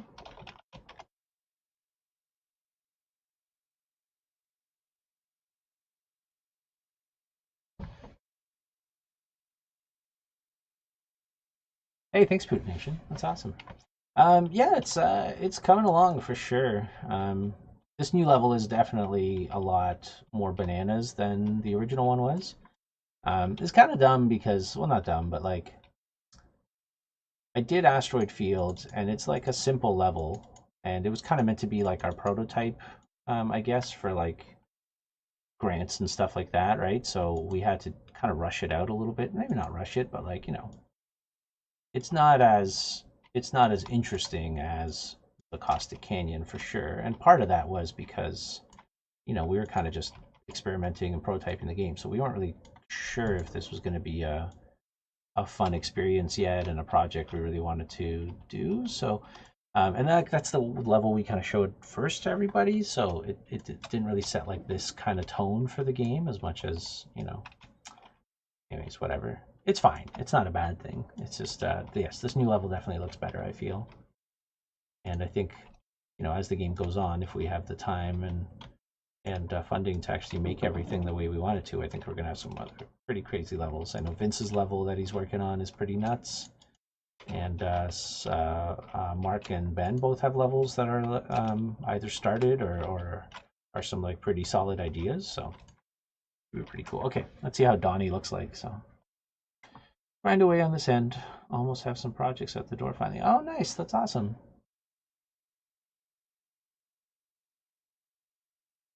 Can I ask you about the music one? I don't know how much I can say on stream. Hey, thanks, Poot Nation. That's awesome. You didn't have to subscribe. Appreciate it.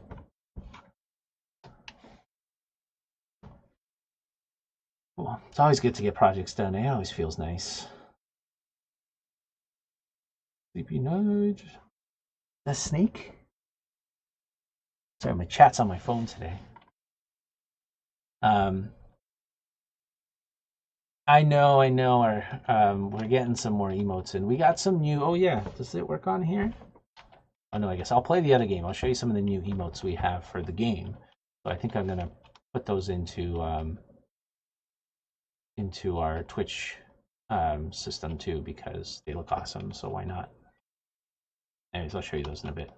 I know our emotes stink right now. I just have like a couple basic ones I threw in when we started our Twitch account. Not as exciting.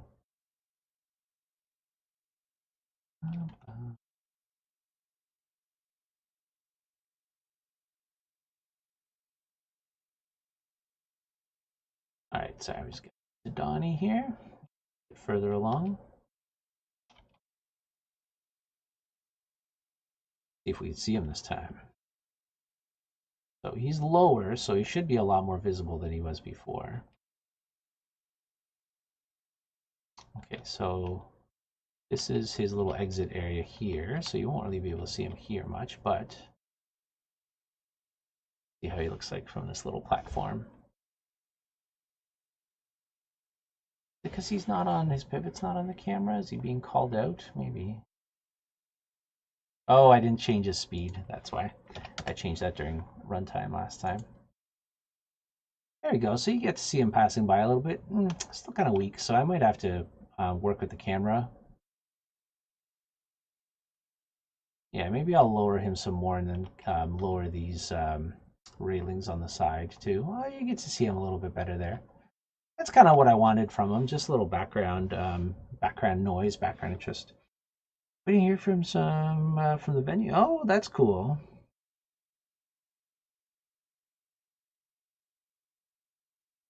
Oh, that's awesome. Wow. Yeah, little peekaboo. That's wicked.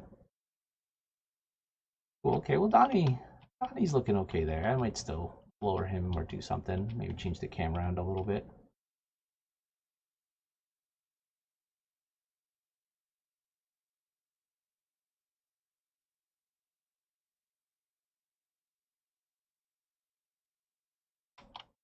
Bleh. Terrifying. Robot throwing up on you. It's our future. Robot overlords. Put up with it. Oh, I can put some Donnies in this area, maybe. That was a good little camera shot. We could fit some in. You know, I just drew up a bunch of robots at first and then sent them over to our concept artist. I didn't really think about where they're going to be used, which again, I feel is a really good learning experience for this level. Oh yeah, this looks way better. Oh, I added some particles this morning to this area. I haven't actually played it yet. Oh, cool. Sweet. Yeah, that's pretty cool. Okay, and then there'll be robots here. Oh, that. Thanks, Moobot. Appreciate it. Master voiding, yeah. Awesome. Time is it? Oh my god, it's 6 o'clock. I've been streaming for 4 hours, ladies and gentlemen. I like my long day streams. Sometimes I start the stream at 3, but today I started it a little after 2, and I kind of like it. Keeps me chatting, keeps me working on stuff. Okay, so I'm pretty happy with this guy. He's not like super visible, but I feel he's pretty good. So I might even lower him a tad more. Now I'll show you the cool thing about this spline computer thing. Now if I go to edit, I go to move, and I select all of these, Donnie and the pipe will move because they're actually using the same spline. So it's pretty cool. Okay, yeah, and then what I'm going to do is I'm going to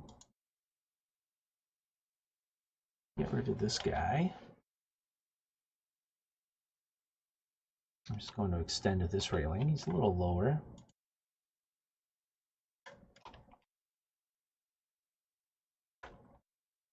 Ah, I actually kind of like how that looks. I was going to get rid of those, but they're kind of cool. So here we are. I might put some on this end too. Cool.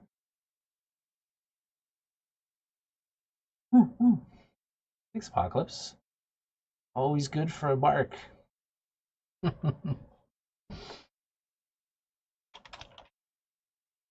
Awesome.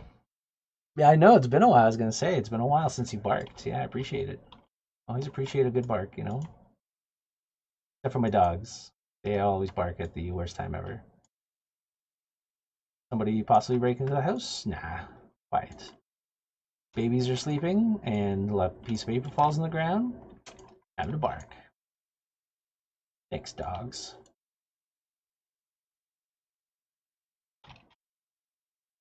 Middle of the night, nothing happens. Wake up, barking right beside my ear. Nailed it.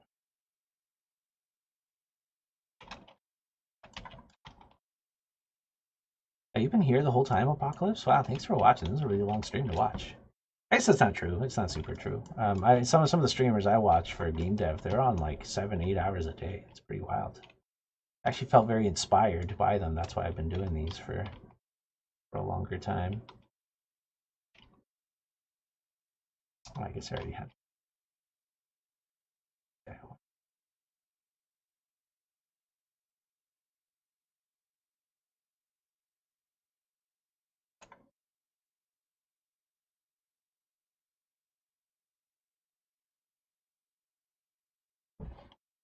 Oh yeah, oh, thanks, man. I appreciate it. Yeah, I didn't know if they're super helpful on that front. I was hoping they were just at least somewhat entertaining or interesting, but if you're learning stuff, that makes me very happy to hear. Awesome.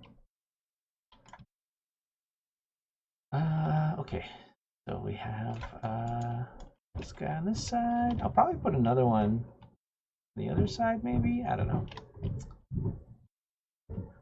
Maybe I'll put one over here. There was a good camera angle where you're just going back over here. You get to see this huge pit, so maybe I can put one like zipping around down here. Like a little tube. Yes, fair enough. I know, the classes are kind of dumb this year, eh? I feel I don't know anybody. And like the funny thing, like I haven't seen anybody for years, as far as school goes. So like I could run into one of you, like one of the students from like my last basically year and a half on the street, and I would have no idea who you are. Like it's crazy. We even have like some interns that we had interning with us this year, and like I had them in my classes, but I don't remember what they look like. I haven't seen them in forever.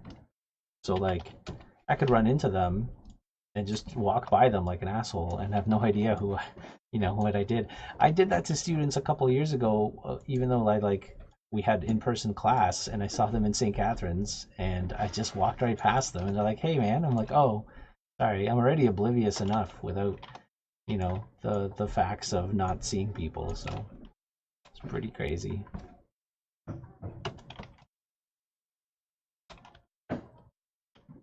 Okay. We could add like a little sewer entrance exit thing here. And what I could do, I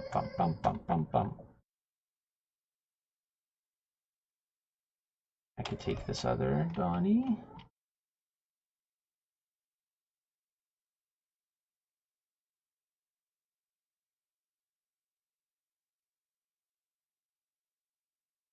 Yeah, this COVID time is weird, eh? Oh, thank God that worked.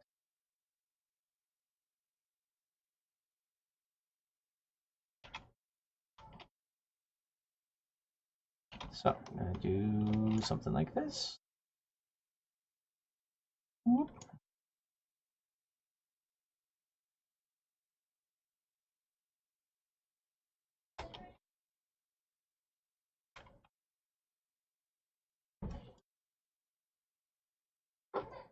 Okay, and then we'll take this guy. We'll just kind of tuck him under here. He doesn't really have to go anywhere for realsies, He's just gonna disappear when he gets over here anyway, so while he's kind of out of view. Okay. Okay, and then we're going to get a new Donnie rail over here and switch to the other Donnie computer. And then we're going to duplicate this Donnie. And we're also going to switch where he goes. Oh, he's going backwards. Oh, okay, there's a cool thing you could do in this computer business here. Oh my goodness, excuse me. You could do reverse. And, oh, that didn't work. Okay, hold on. Should have worked. Reverse. There we go. I must have not actually clicked it. So it's cool. You could actually like flip the spline to like decide where's the beginning and the end of the spline, and then that way you can have, you can switch things around like that. So it's pretty cool. This computer is obviously super low.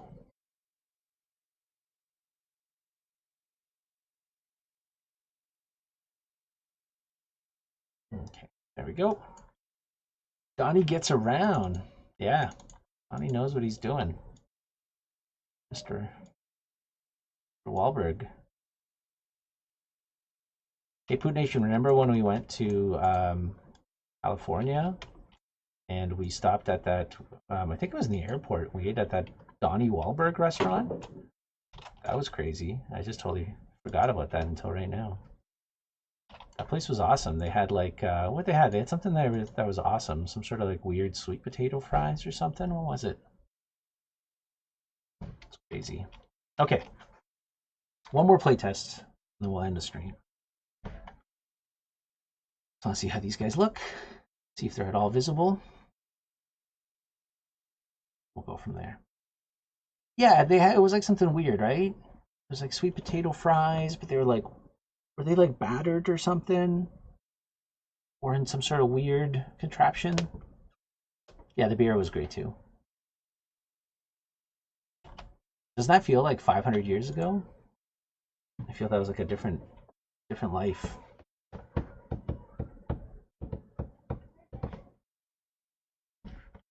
Okay. Oh, I was going to show you guys something too. Okay, maybe one more play test after this one. Actually, let's just do that one. Okay, give me a sec. I'm just going to play this from the menu because I want to show you something else that we've been working on too. And it doesn't work when you play right from a track. You have to play from the actual menu. So let me just do that. Uno momento. Face me.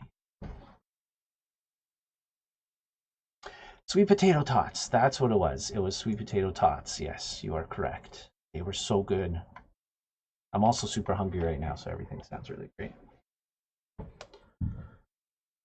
Okay.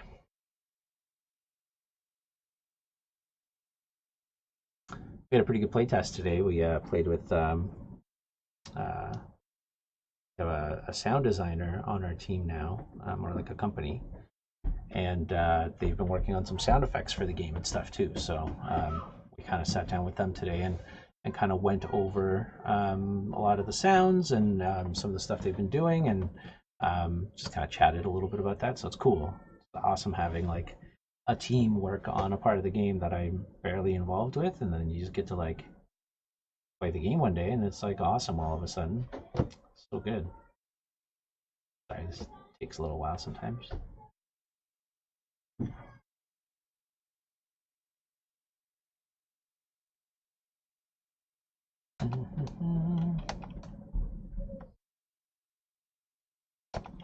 All right.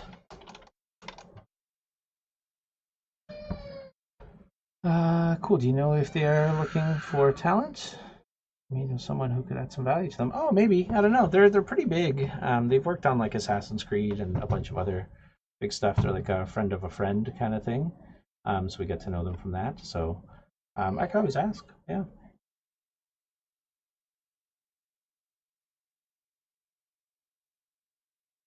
How much is sound designer? It's a lot of money. I'll tell you that. But they're not just like a sound designer.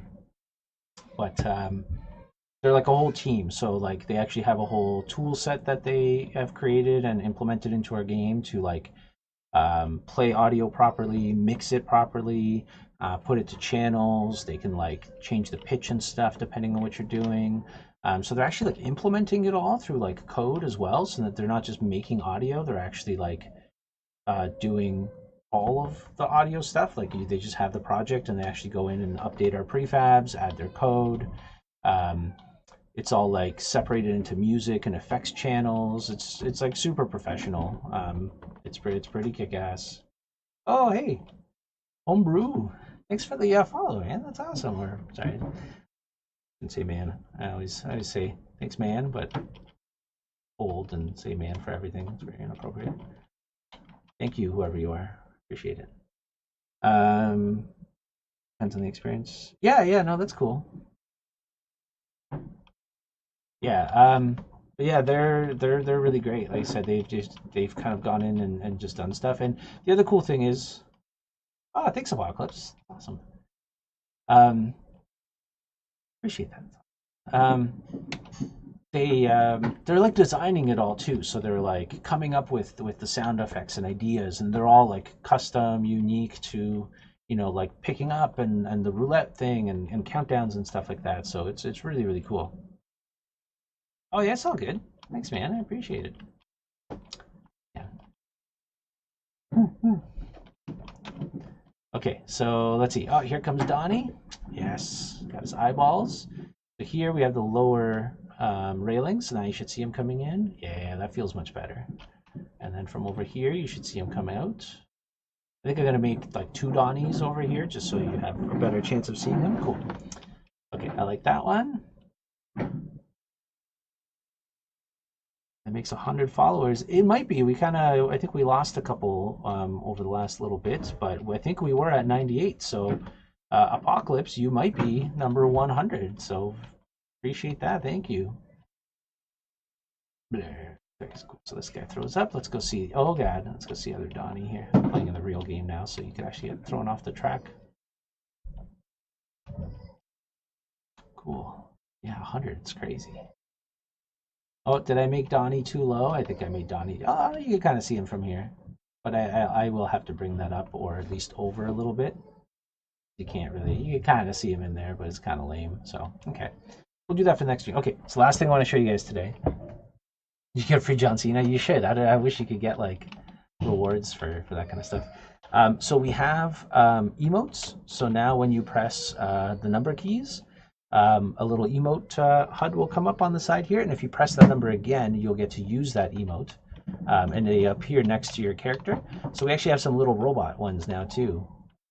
So we have like a sad one, we have an eye rolling one, we have a smiling one, and we have, oh, this one doesn't work for some reason. Maybe I didn't attach the asset properly.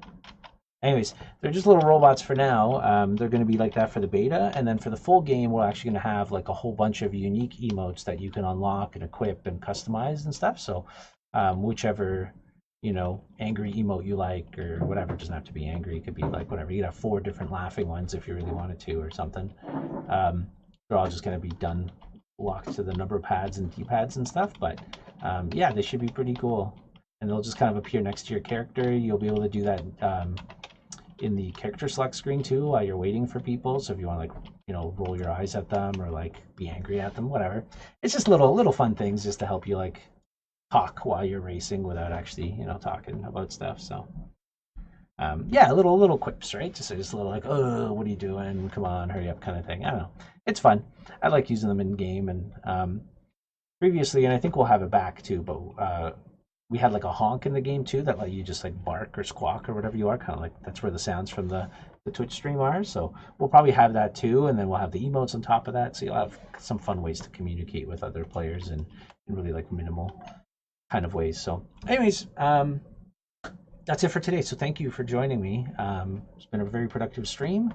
We're almost done this level. I say that every single stream, but this time we're almost done. We have a few more robots to implement, a couple more assets.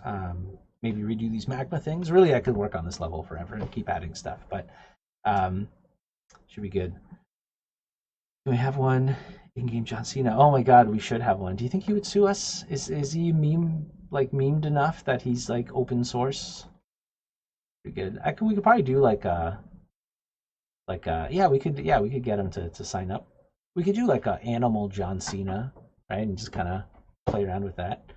If you have a good name for a John Cena animal pun, very much appreciate it. So, cool. Anyways, thank you everybody. Thank you for the new followers. Thank you for sticking with me for this 4.5-hour stream. It was awesome. I'll be on again on Wednesday at 4 o'clock. Wednesday's a little bit of a later stream because I still have school. John Cena, yes. It's amazing. I'm gonna put that in the chat right now, more in the Discord. So yeah, if you want to join me on Wednesday again, I'll be on at 4. Our schedule's up on our social medias and Discord and stuff if you want to check that out. And in the meantime, yeah, if you want to join our Discord, you're more than welcome to. We will be doing some more contests and stuff soon too, so a good place to be if you're enjoying the game and our dev stuff and all that. So.